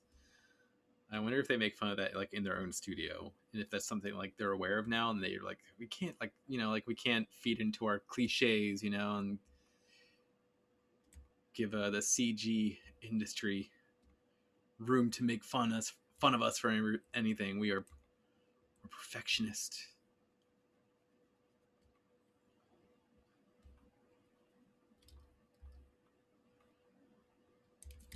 I wish I had like a bunch of like CG industry people watching my stream because I have a very curious question in my head, and it is: if you had an opportunity to work at one or the other, which one would you choose? And it would be like, would you want to work at Studio Ghibli, or would you want to work at Pixar? Because I feel like Pixar makes still pretty high quality movies. Yeah, I mean, they still make great movies. I like Soul. What was the last one that came out? So I'm just gonna look up real quick. Last one that came out was in Cars. Luca. Okay, so I didn't love the story of Luca. I found it to be serviceable and like fine, good, very good for a kids film. Like it felt more of like a kids film than a general family film. Like a family film to me is something that it doesn't matter your age. Yes, there might be some parts that are more geared towards kids, but then there's also other parts that are more geared towards results and speak to the adult experience, like The Incredibles. There's so much parent humor in that movie that I feel like like that's not there for the kids. That's there for mom and dad. but Luca very much felt like a children's film, and so in my head, like, yeah, I didn't think it was had like an amazing overall like narrative to it, or that the writing on it was particularly sharp or anything, but it was a good film, and what it lacked maybe in inspiring storytelling, it made up for in like crazy amount with its style. Like I watched, I think I've seen that movie in full twice, even though I kind of see it a little broken up every time. Like it's like I'm seeing it in full, but there's like these little parts where I have to like step out, to either go be a dad, or it's like family over, so we're entertaining them, vice versa. So yeah, I haven't seen all of it in one consistent sit down, but I've seen the whole movie twice at least, and then I've seen little bits and parts of it still, even more so. But yeah, just watching it, it's like it's so beautiful. It's definitely a movie that I need to get some of the artists or whatever up on like my art station page and put their work up as like stylized inspiration for my future work, because I think it's just so cool, and just such a beautiful film. I need to get like the art book for it. And Soul too. Soul was, I like Soul's plot. It was definitely a lot more of an adult family film than for children, and there was a good portion of it that is not set in a very realistic stylized world. Very like a lot of it's in like the kind of purgatory that the character is in, but man, when he's in the real world, the way that they realize New York and all that, like mind blowing. I don't know how they do it. Oh yeah, but my question was like, would you work at Studio Ghibli or would you want to work at Pixar? And I just feel like, yeah, Pixar makes really great films. They make a lot of classics. I feel like their golden years are a little bit behind them, and but I think that's a good thing, because I think it's going to allow them to maybe focus on making some more experimental films. Um, I don't know.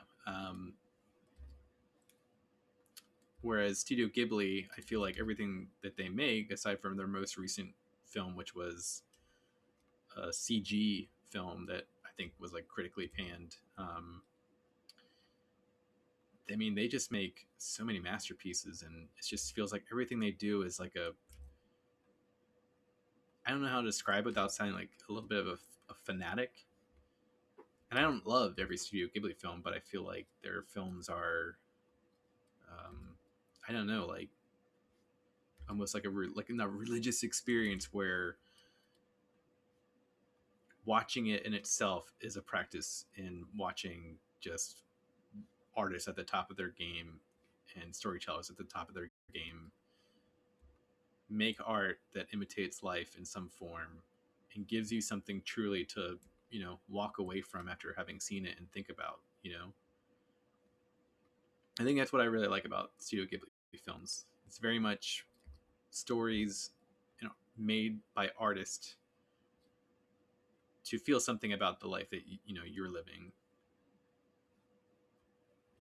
through these crazy adventures and surreal scenes of characters that just don't exist, and it's just so cool that they can do that.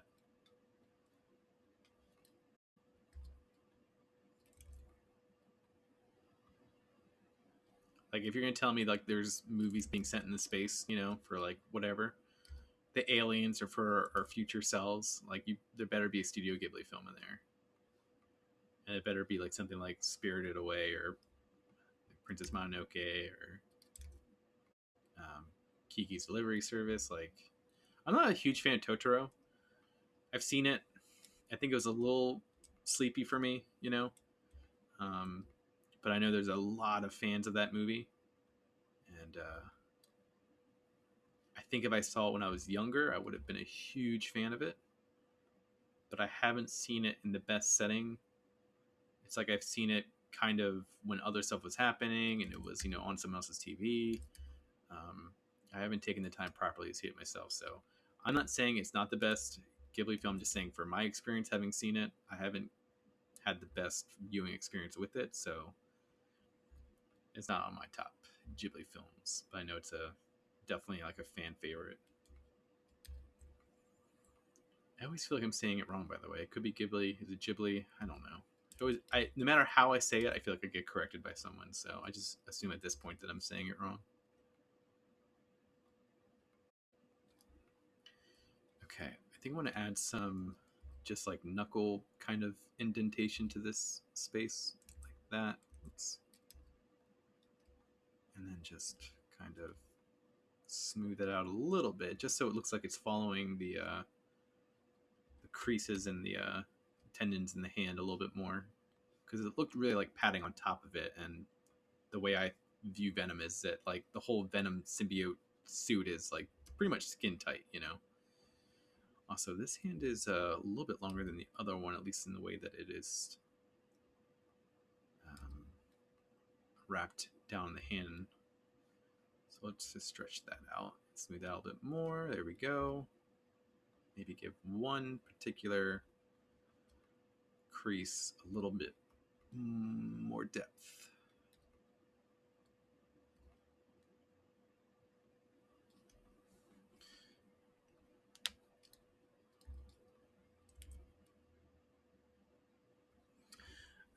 Follower Alvin String Stuff followed about 20 minutes ago. Sorry, I didn't see that until now. Thank you so much. We are 2 away from the meager 10 follower count goal.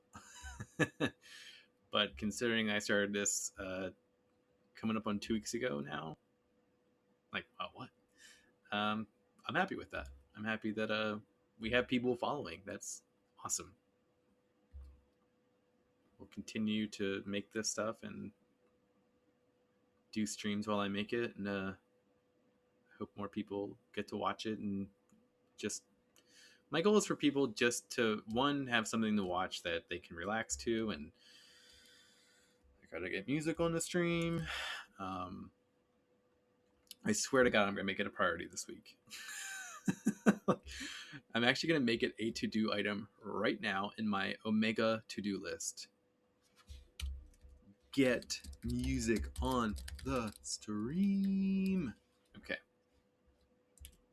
Help if I can spell music right. I spelled it Mujak.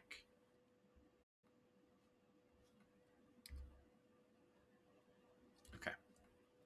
So we got that. Let's get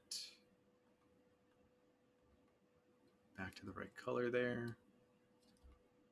Okay. So, yeah, that's the finished body mesh right there. Let's save, because holy crap, we didn't even acknowledge that. Like, we didn't acknowledge like the body mesh, the hands are merged, all that stuff is it's hard to hear me. Apologies. Can you hear me now?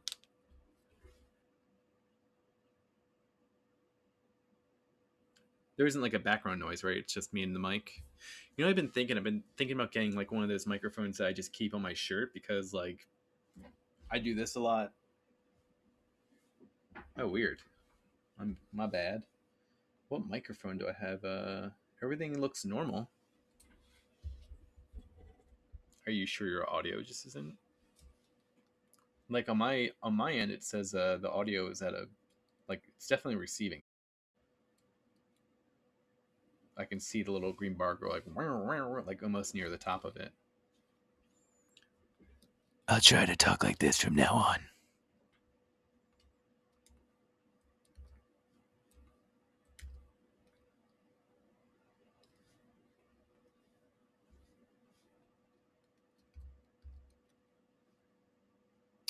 Okay, yeah. So the body is done. Please let me know if it's not getting any better. By the way, like, I'm not sure what else I can do at the moment, because the mic is pretty close to my face at this very moment. Unless I just hold it here like this. Which is like, I feel like at this point, yeah, like now it's dipping into the yellow, like it's saying I'm too loud. It seems like a setting. I am so curious right now, because my primary microphone is just individual sources. I don't know why that would be on there.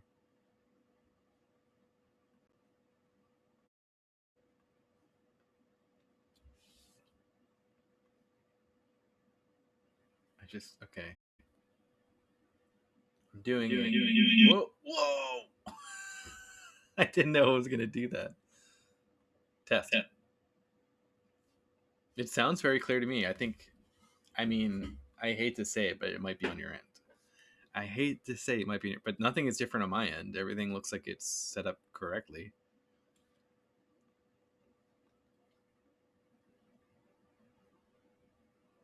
Might be Twitch. I don't have any drop frames. Okay.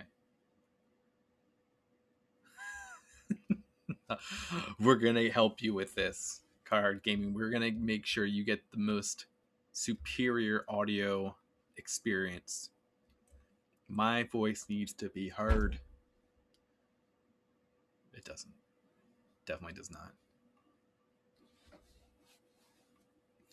All right. So we got the body all done. I'm going to duplicate it and hide it because here's the next big part. We're going to merge the body of Venom with Venom's head,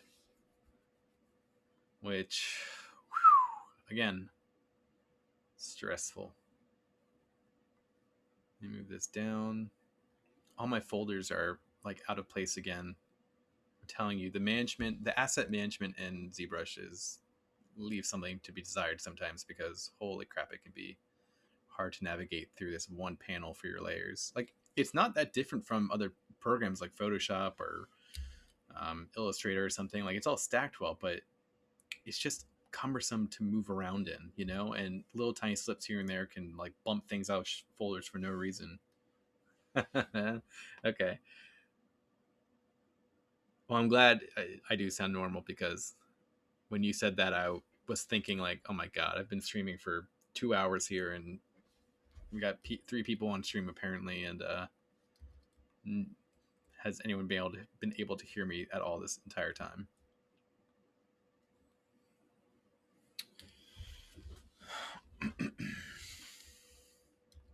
Okay, so let me turn off the head here and just make sure I have it duplicated. Is that it? Okay, that's not it. So I don't have it duplicated. Good thing I checked. So let me go ahead and duplicate that. Just so I have it. Duplicate that. Just so I have it. And duplicate that. I'll move it all down. Down. Down. Okay.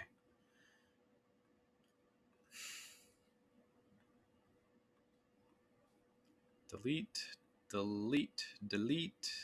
And let's keep that open. So the only thing I really need to merge right now is just these two guys. And I need to take the eyes back out of the head. So I'm going to split 2 parts. There's one. Let's merge that eye back together. Sorry you guys can't see most of this. It's just I'm playing with the alignment right now of or the like subtool list. That's what we call it in ZBrush. Like all the meshes and stuff are called subtools. So I'm managing how they're stacked and whatnot. Oh, I didn't need to do that. Okay, I'm going to merge the head down into the body. That's done. If I change it to blue, now we have. Do you remember when like Venom used to be like kind of blue? Blue Venom. I feel like I remember him being almost. Oh my god! Yeah, he was totally blue. Okay. Yeah, that's right. What? It was like almost like the highlighting. They used to highlight him like he was black, but his highlights were such a like blue color that eventually I think he started becoming blue in some of the interpretations. Like I think in Marvel versus Capcom Venom, he was a very dark shade of blue. Yeah. Let me bring that version on screen real quick. Let me just jump to Chrome. Okay. Yeah, look at him. He's blue there.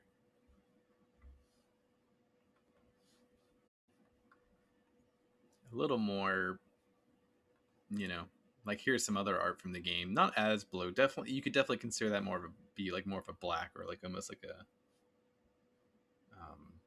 Ooh, uh, yeah, but anyway, sorry. So I got getting connection issues here.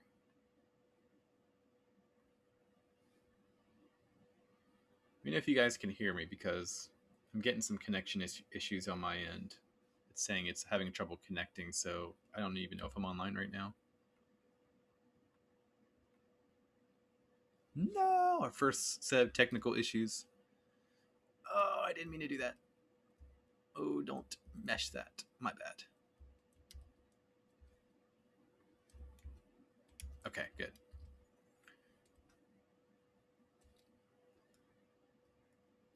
And everything is now connected. Can you guys hear me? Can you see me?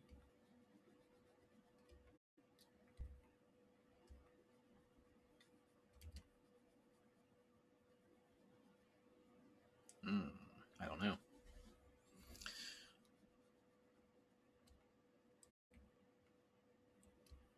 I also might be delayed.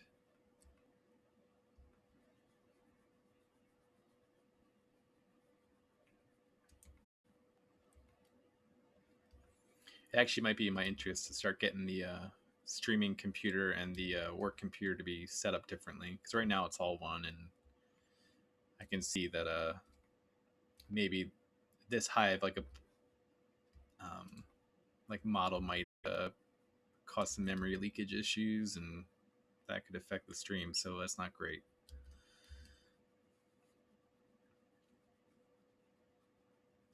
I'm using the um, Sculptress Pro remeshing feature right now because the lines where the neck and the rest of the body connect were just a little too rigid, and my smoothing method was not able to get it to look like it was connected well enough. So I'm breaking down the geometry where those pieces are.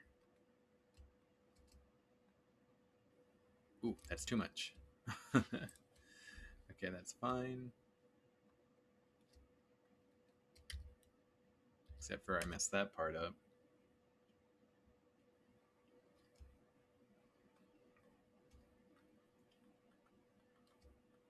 Okay, so let's do 0.5.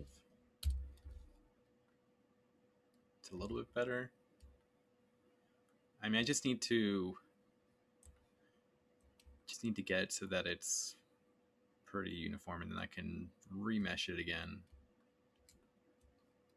Make it look real messed up, basically. But at least at this point, the slope is a lot more natural looking, and I can just smooth out the rest of this stuff. And as I remesh it one more time, it'll get better. But like, I hope I didn't mess up the hands. That's the issue, is that every time I remesh it, the hands get a little more combined in the webbing. It just brings that webbing up just like a little bit more, but it doesn't take much for it to go too far. And then next thing you know, I'm trying to cut the hands out and attach a brand new set of clean hands that have all that webbing cleaned up.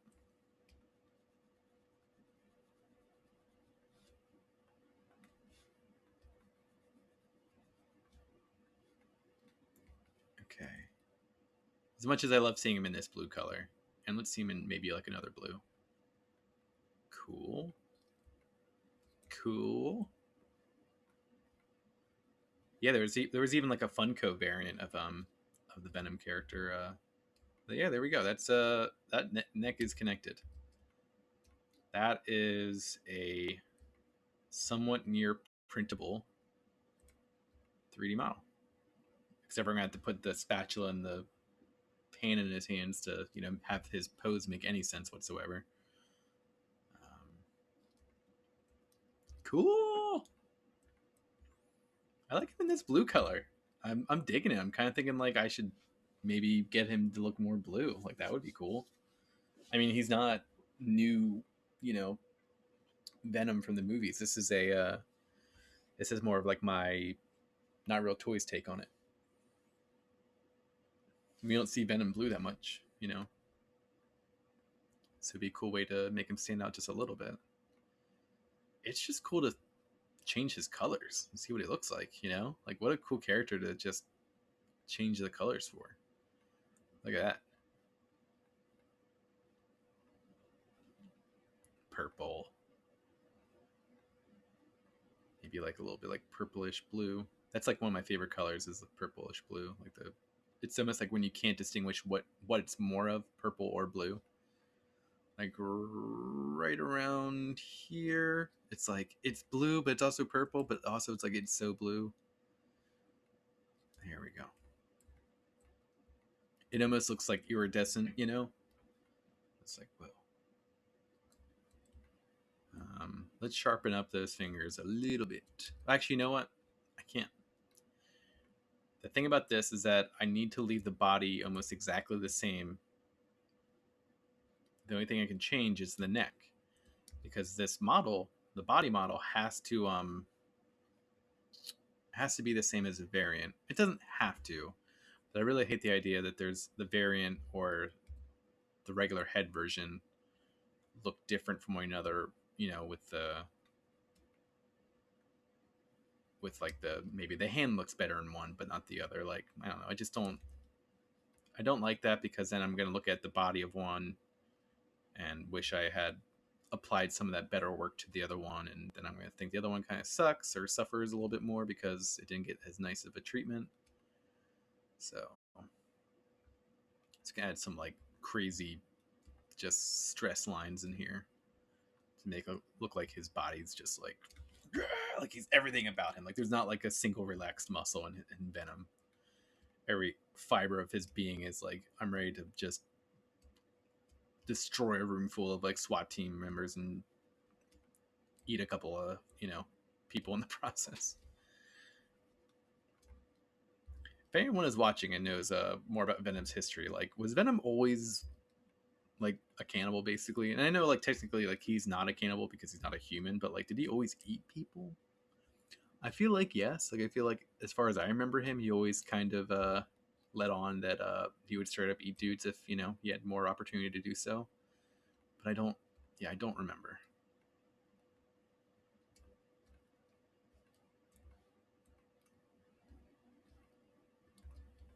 Smooth this out a little bit.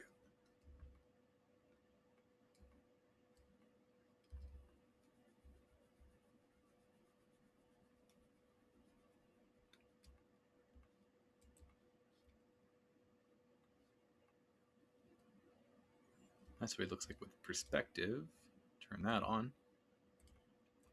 I'm pretty happy with it. I have to say, like, I didn't know if I was going to be able to do Venom as, I don't know, like detailed. I was worried that I was going to have to make him a lot more simplistic to be happy with this creation. It went a little more detailed than stylized, but I'm actually okay with it, and I think I'm really happy with how this looks. Not to like toot my own horn there or anything, but like I'm excited to see what this looks like as a 3D print. Let's get him back to like a good dark color. I actually like that sort of like, yeah, okay, that is the black color we're going with from now on. It's got like just a hint of blue in it, which I think is like, that's Venom to me. He has that like little bit of blue in there. It also makes the white stand out a lot more, I think. Which, speaking of the color white and Venom, you son of a bitch. Go back. I have a white color picked out. That's not, yeah, it's just like that. That's a little blue. The one I had is like a little bit red. Yeah, that's it.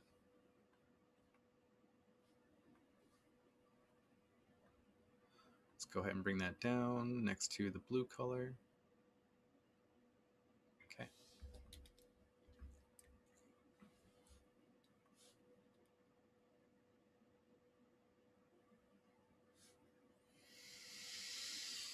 All right.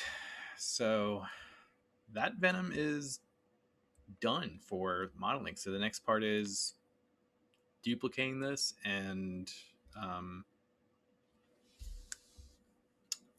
doing the variant head. Let me just check my list real quick because I feel like I am missing something. Sculpt neck, remesh hands on the body, got that. Finalize feet. Paint inside the punk's mouth. I had almost forgotten about that guy. I had forgotten about that guy. Okay, where's that guy at?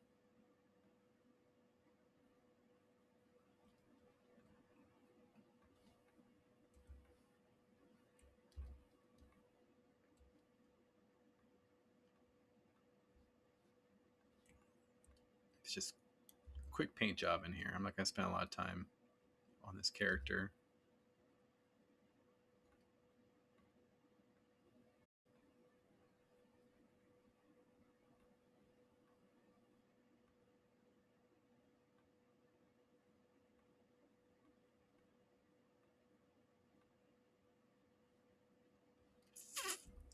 I don't even want to correct that. Like, I gotta correct that area. Whatever.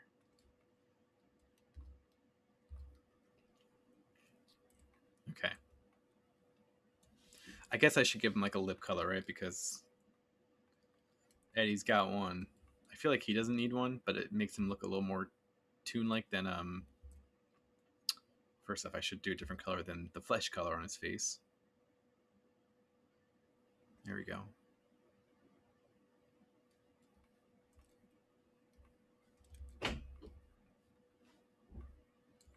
This is like both gross, but also very like, I don't know, I like it. Like, oh, it looks a little bit messed up actually that he's like missing a nose and has his like forehead gashed and a bit of like weird, gross neck flap flesh. Ugh. But at the same time, like I like that I made something that grosses me out. I'm like, yes. I've achieved great success. Define his ears a little bit better. Where is my... Oh, freaking... I didn't have local symmetry turned on. Freaking... I feel like I haven't said freaking in a long time. Freaking... Man, people used to say that a lot.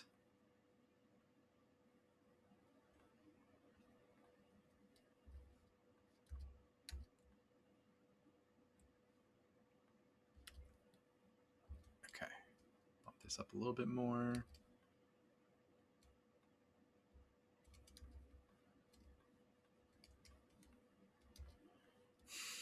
I want to ZBrush him and just give him like proper topology, but at the same time, like he won't be animated. He won't be featured in any type of way other than just being in a frying pan. So you won't even see all of him. So yeah, I don't need to worry about that. Oh, I didn't have. That sucks. Oh well, I don't need to worry about it. He looks fine. Okay. So I just have him floating off in space because I have to export all this together. I don't have to export all of it together. I can export it in parts, but you know I have to make sure it remains in a free space. And when it imports, I want it to import at the right, you know, straight up position. That way I can then pin it to like an empty that I can then position around a 3D scene. And some of that I just said might not make any sense to anyone who doesn't work in this stuff. My apologies. Okay, so that was that Venom. Let's go to... I might just duplicate this again and see if I can just chop the neck off of this particular body.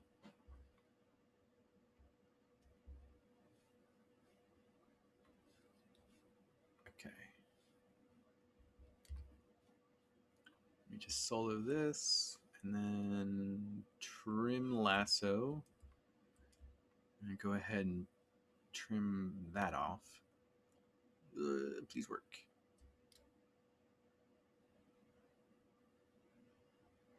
Oof. Wow, like it was just a coincidence that I had the pink color selected, but it looks kind of, you know, fleshy that way.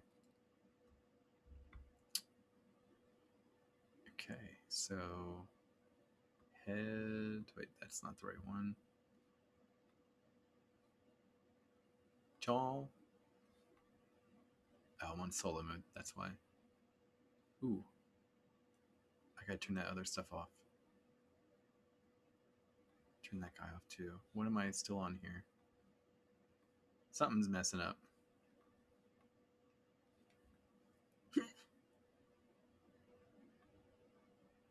Okay, that's fine.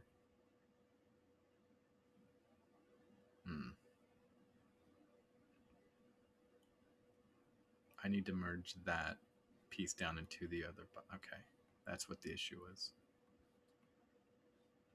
All right, so that is the head for the for the Eddie variant, and then this is the actual face. Let's get this on the right color. Ooh. I hate it when it does that.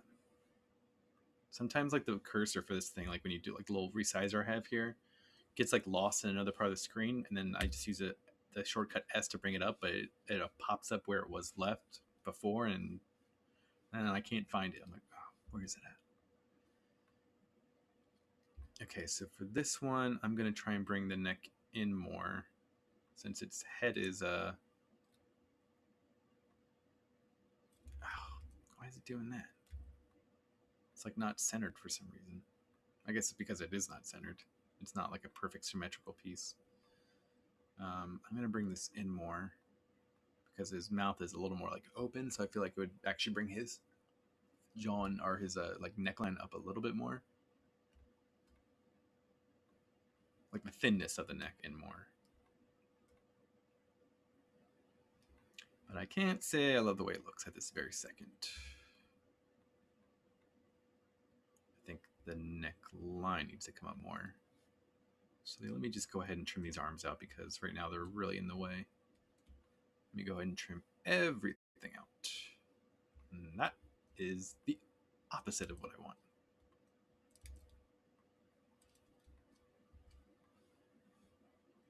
There we go. Just turn that off, turn that off, turn that off.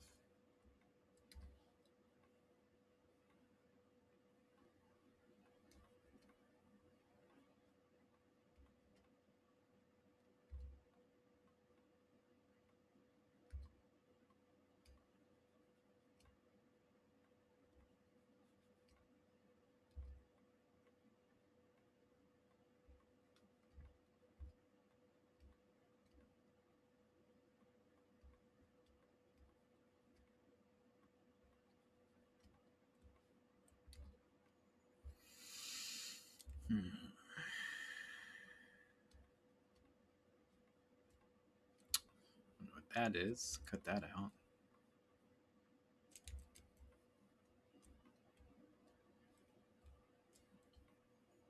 Okay. It still looks kind of tight, you know? Like it's really struggling to connect there. And it might just be that the head, this whole head piece wasn't high enough still. But let's just go ahead, take a look at it. So idea is to, like, you know, merge these two pieces again.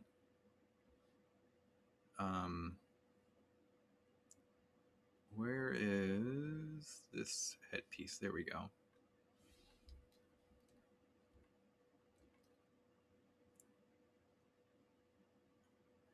I think what's going to happen is I'll merge it in. You know what? Actually, hold on 1 second. I'm going to just move the whole head piece. Crap. I just messed something up. Select.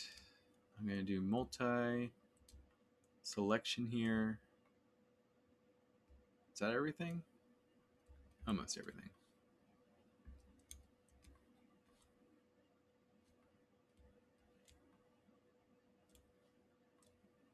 Okay.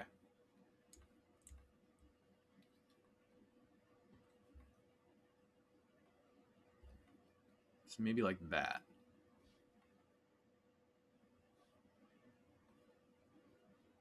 It would help to see what the other body looks like, just so it looks a little more in line. Okay, so in that piece, the head is actually further down. So let's Control Z out of here.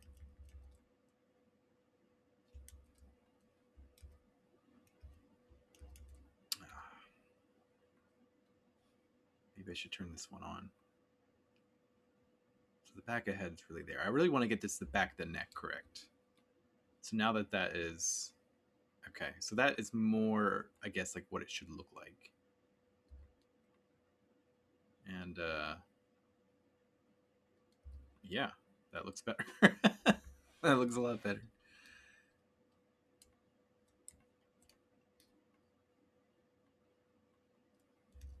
And the neck is hidden, so I didn't even need to worry about cutting it that much. That's great. Sweet.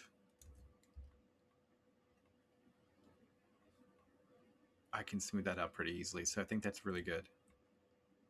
I don't need to merge the whole head in. I just need to merge this.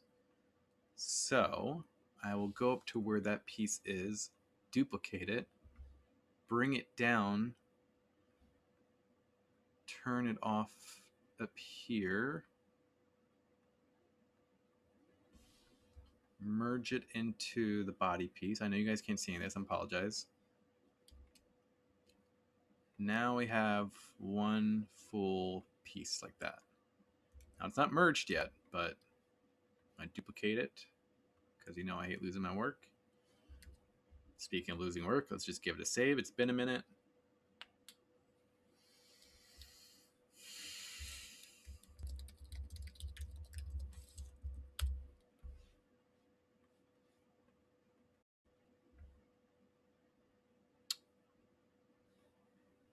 Ooh.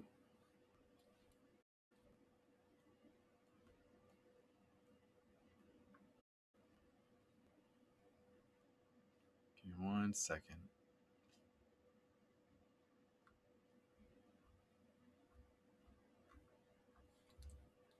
Okay.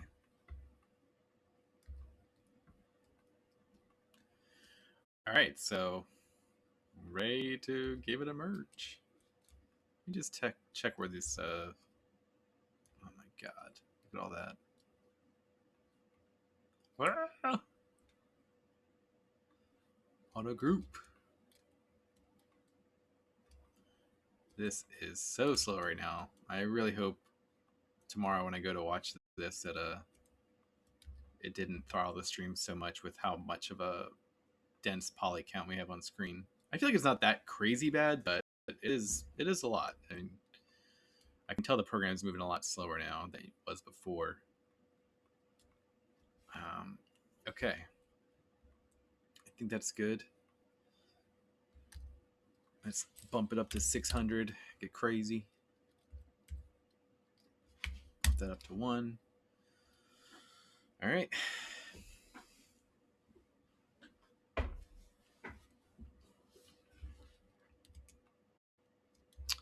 So that is fused.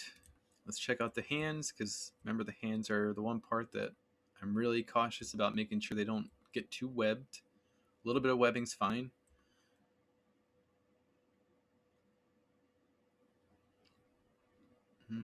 It looks okay. Yeah, it looks good.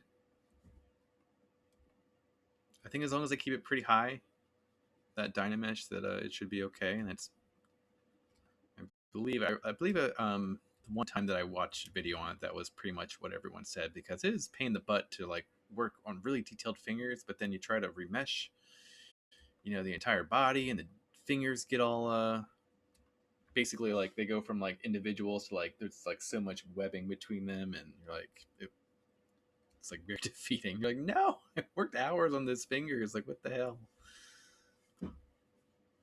There's got to be a setting somehow, some pro level stuff in ZBrush where you can just make sure that certain pieces don't, certain polygroups don't ever merge together while still being merged to other pieces that they're both directly connected to. Like, okay, like, I have a hand, but make sure these two fingers never, merge, but it's also okay for them to merge to the base. Don't merge these two together, merge these two with this piece. Someday I'll find out if I can do that. Till then, I'll just stay a little salty every time it happens accidentally. Like, oh, son of a bitch. Come on.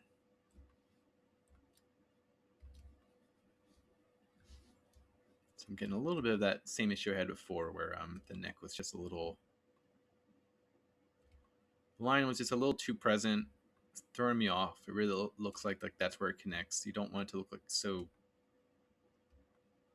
connected, like so not so connected, like so like snapped together, I guess is what I'm trying to say. It looks too snapped together.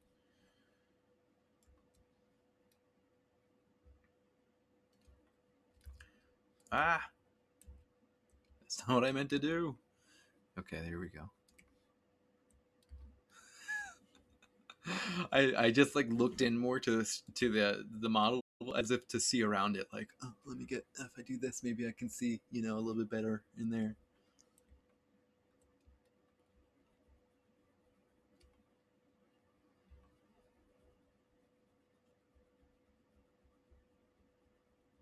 Okay, that's better. I gotta do the eyes. The eyes aren't quite bumpy enough. But man, we got another solid. I need some like confetti coming down right now because this is like a huge.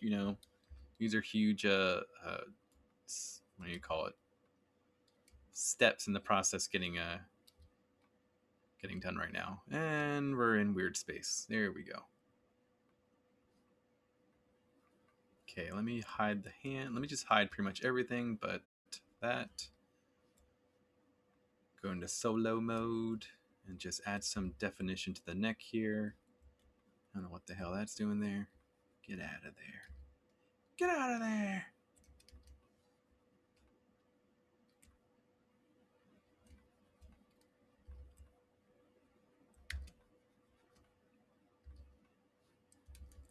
That's not looking so great. Maybe I need just big slashes like that. A little more of that in there. The good thing about this character is that it's really an open book in terms of like abstract detail, I can just add a bunch of lines here and it's like, yeah, I guess he could look like that. I guess that makes sense. It's like, yeah, probably would look like that, wouldn't he? Yeah.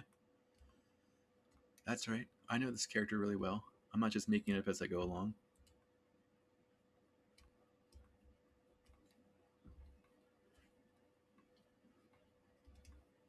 Whoa. I just saw this for the first time. Like, it looks like a bunch of like eyes on the creature. The creature. Okay. Add a giant. Oh, maybe not like that. Maybe like that. Maybe not so big. Maybe not so harsh. Just right. Okay. Smooth that out a little bit.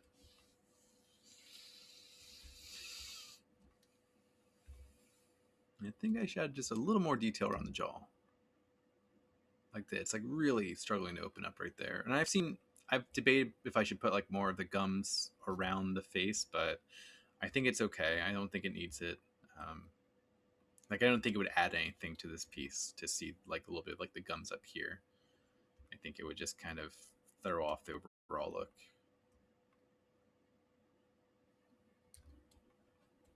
I do really like that look though. It is really nice to make something that you like.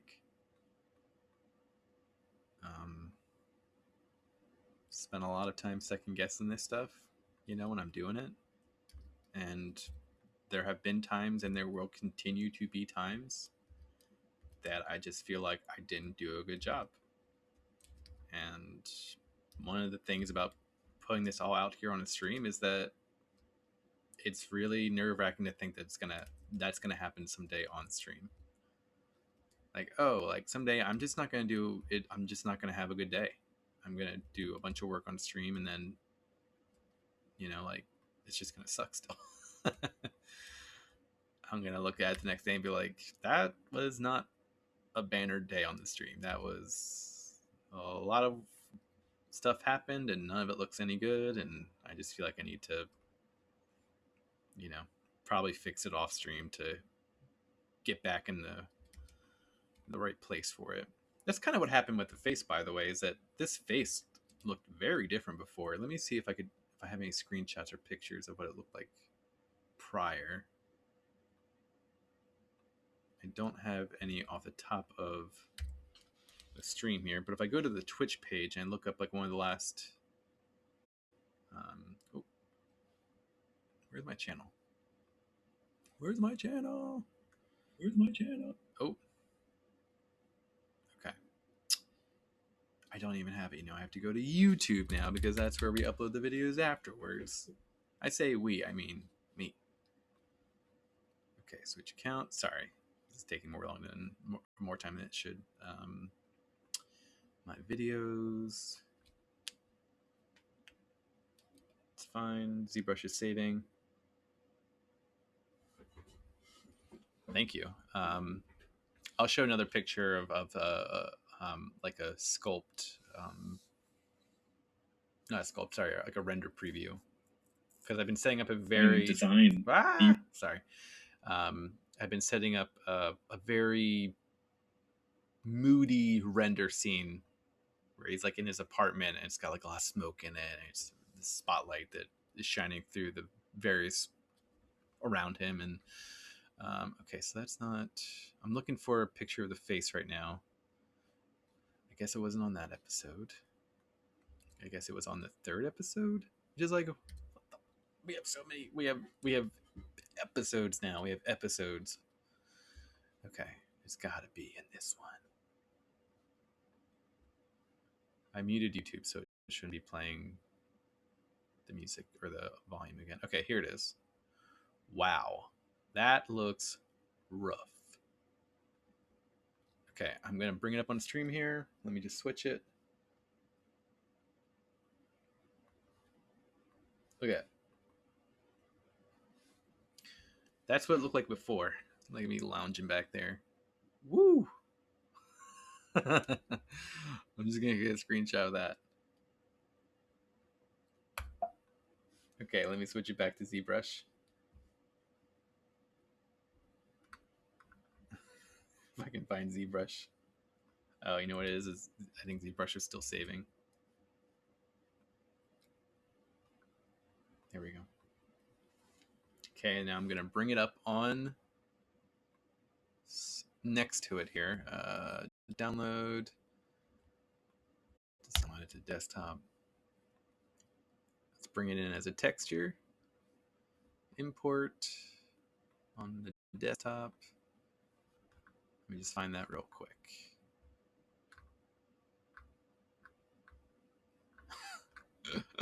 Of course, it's gonna be like one of those times where like my desktop's like, did we save something here? We did? Oh, you should save it here again because I forgot. Okay,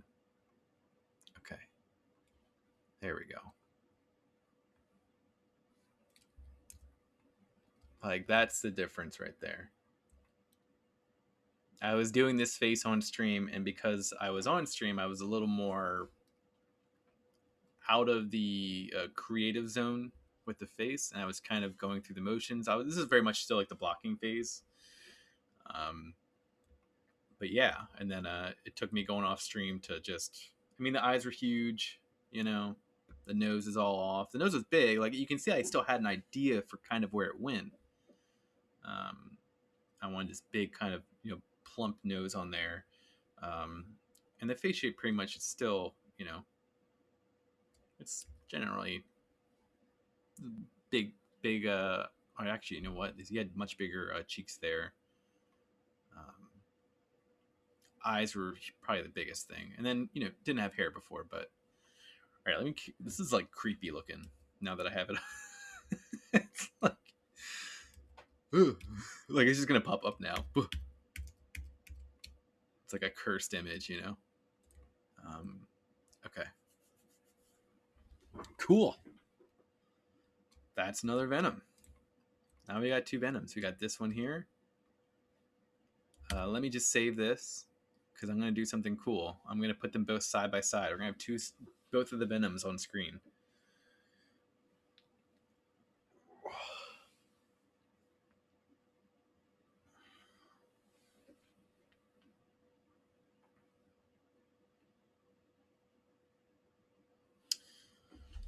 Crushing my computer.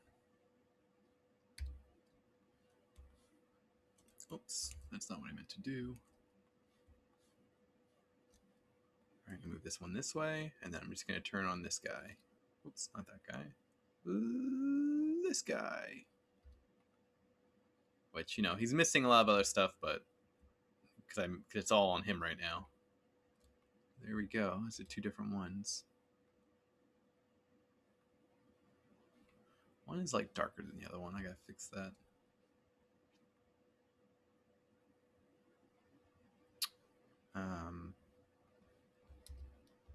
Go ahead and try and fix that right now, actually. Okay. He just wasn't fully colored. Yeah. So that's our normal version, crackhead version without teeth, and then the one with. So let's just move this back. There we go. I don't know what it is. I think I need to do a third variant, guys. I think I need to do one where it's Venom's head, but then you have like Eddie Brock's mouth exposed, because I'm just like, I'm liking it. I'm digging it. I think it could be something. I'm gonna send it into Marvel so they can straight up ignore it. Like, you think this is the first time we've gotten that recommendation? Oof. There we go. I'm just hiding parts of his head right now. Boom. Boom. Hide that. Where are the ears at? Like, I'd be into that. I think that would look cool. I mean, not this part at the very top, but, All right, let me turn that back on. Turn that back on. Unhide all that. Okay. So, trying to think here. That's everything I had set for the stream. The next part is to really take this and go into Blender and set a whole environment up. But like I said, unfortunately, doing render tests in Blender is so heavy on my memory. And with my current setup, if I was to do that and stream at the same time, the stream would just be a blocky, stuttering mess. So obviously that's not ideal. So there's nothing that much really to do then on the stream. I could export it. The exporting would probably crap out the stream.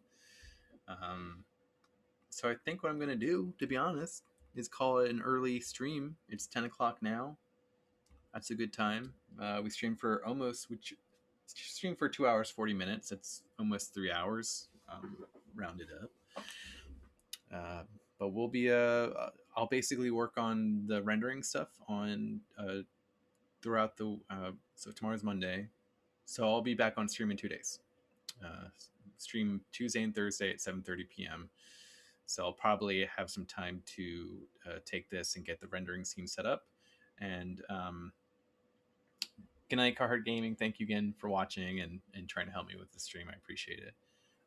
Can't wait to see you this week.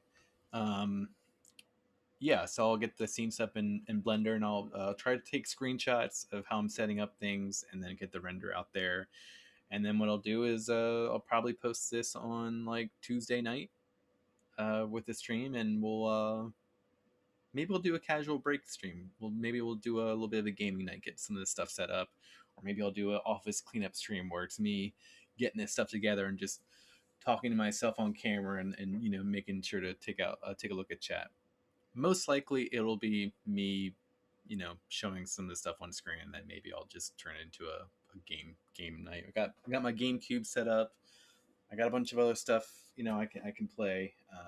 I'd love to dig through some of these games and just do maybe a casual game session to celebrate like the first, like woo, first project done on stream. This is awesome. It's an awesome feeling.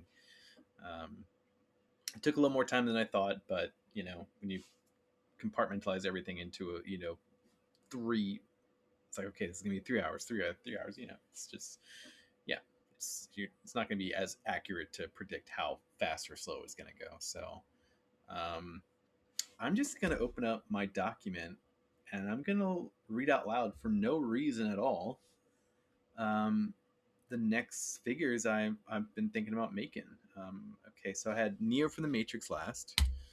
Number 14 on the list is Venom. Um,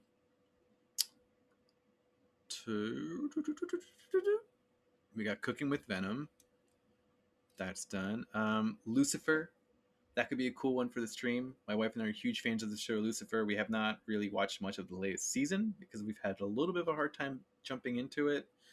Um, just a bunch of stuff going on, and sometimes you just gotta be in the right mood for like a CW type show like Lucifer. But we love the character. He's got a very sharp face. I think he'd be a fun, stylized character to do. Um, also have Billy the Butcher from The Boys. He's an awesome, cool character. Very, very iconic. Very unique looking. Very, scrappy and scruffy. My brother-in-law mentioned doing Tony Hawk. That would be a cool one. Probably not what I'm going to do next. I'm looking for something maybe a little more, fantasy, um, spooky theme, which is why maybe Lucifer could be a cool one.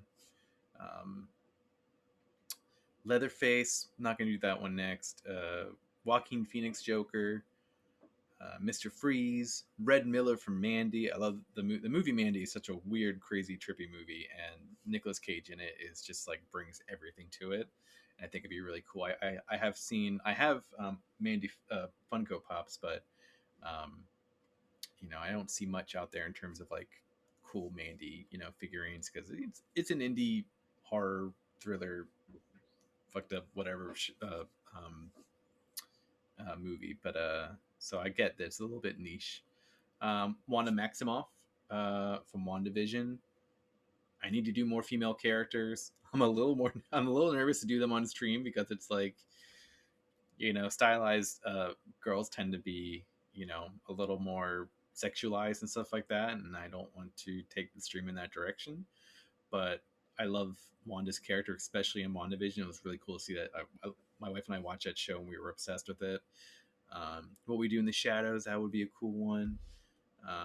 Doctor Strange, that would be an awesome one to do. I'm going to do Doctor Strange one day. We got Doctor Strange in the Multiverse of Madness coming out like next year, so I think I have still enough time to maybe put that one off. Ellen Ripley from Alien. Ellen Ripley, what a badass. I would love to do that character. I think it would involve me. I could probably do it where it's just her, going down a corridor, and I could at least just do the silhouette of the alien, because I think doing a xenomorph, oh my god, like that'd be really hard to do. Like that is a very, very precise looking creature. I'm not saying it can't be simplified and stylized and stuff like that, but I think I would just be really obsessed about all the details, all the little tubing and notches and stuff, and the way that it's just like it has such a interesting silhouette to it. So it'll be a little intimidating, but I think Ellen Ripley would be awesome. I really want to do some more Resident Evil characters. I'm thinking more of just right now, like Halloween-y type horror thriller type characters. Mojo Jojo, that would be a cool character. I could even play with like hair effects and stuff like that. We also have a lot of stuff. I have a lot of stuff that I've started sculpting that would be cool to take another stab at that kind of never got finished. I have Ruby Rod, one of my favorite characters from growing up when I was watching like Fifth Element and stuff. Sorry about that. I kicked the stand. So I did a sculpt of him that it turned out kind of okay, but it lost a little steam towards the end. uh, but I think I could still open it back up and get back into that because I love that character and I don't want to like abandon that project. I think I've thought about maybe just taking time to do something else and come back to it. I was having a hard time with the way that the collar pops out. Very weird looking collar that I was having a hard time visually seeing how it pieced together because he moves so much on screen that to pause the movie when he's on it to get a good look at him is really hard to do. He's always moving, like he's like, you know, especially when you're first introduced to him. Um, yeah. Let's move over to chat. So, and now my wife suggested doing the. I don't know her name. Is it Samara from The Ring? I'm just gonna look it up. The Ring, Samara. Is it Samara? Was I right? Oh shit, I was right, Samara. I gotta get props for that. Samara Morgan, the central antagonist of The Ring. My wife, I asked my wife and another person, like, you know, what would be a cool character to do that is kind of, you know, different than, you know, the Universal monsters or, you know, slasher. Because last year I did both. I did three. I did Frankenstein, um, Dracula, uh, in the form of like Nosferatu, um, and then I also did Michael Myers. Apparently, I had a lot of free time last October, which I don't know how because this is we had a baby back then, and she was much more baby then. Maybe that's why. Um, but yeah, she suggested doing the Girl from the Ring. I was like, yeah, that would be cool. That would be cool to have like the TV, you know, with her crawling out of it and like body's all like contorted and stuff, and the fingers are all like, you know, like nasty. Like that would be really cool to do. Also, I'd only have to do like half a character because she's like coming out of the TV. So maybe not even that. I'm looking at a picture right now. It's like the head and the arm. I'd probably have her come out a little bit more where it's like, you know, mid torso. But like, yeah. And then I'd probably leave me more time to work on another, you know, Halloween project. So, like I said, I'm gonna do a Halloween stream. It's not gonna be on Halloween. Apologies, but you know, we actually have plans on Halloween to take our daughter out. So, um, when is Halloween? Halloween is on the 31st, which is a Sunday this year. So I'll probably do like the 30th Halloween stream. We get dressed up, do something special. I might try to do like a one night project in celebration of Halloween, like do something quick and cool. Um, but yeah, we'll see. We are 3 weeks away from Halloween. So yeah. All right, I've done enough rambling. I've kept you guys on long enough. It's 10:20 now almost. So thank you so much for coming on, watching, chatting, helping calibrate and fix the stream, or at least try to. Um, it was really fun to get to work on this. I'm excited to work on the next project and just feel more and more comfortable doing, you know, streaming and talking to you guys. So, um, yeah, first project. We'll see the finished result early this week. Have a good night. See ya. Oh, that's the wrong screen.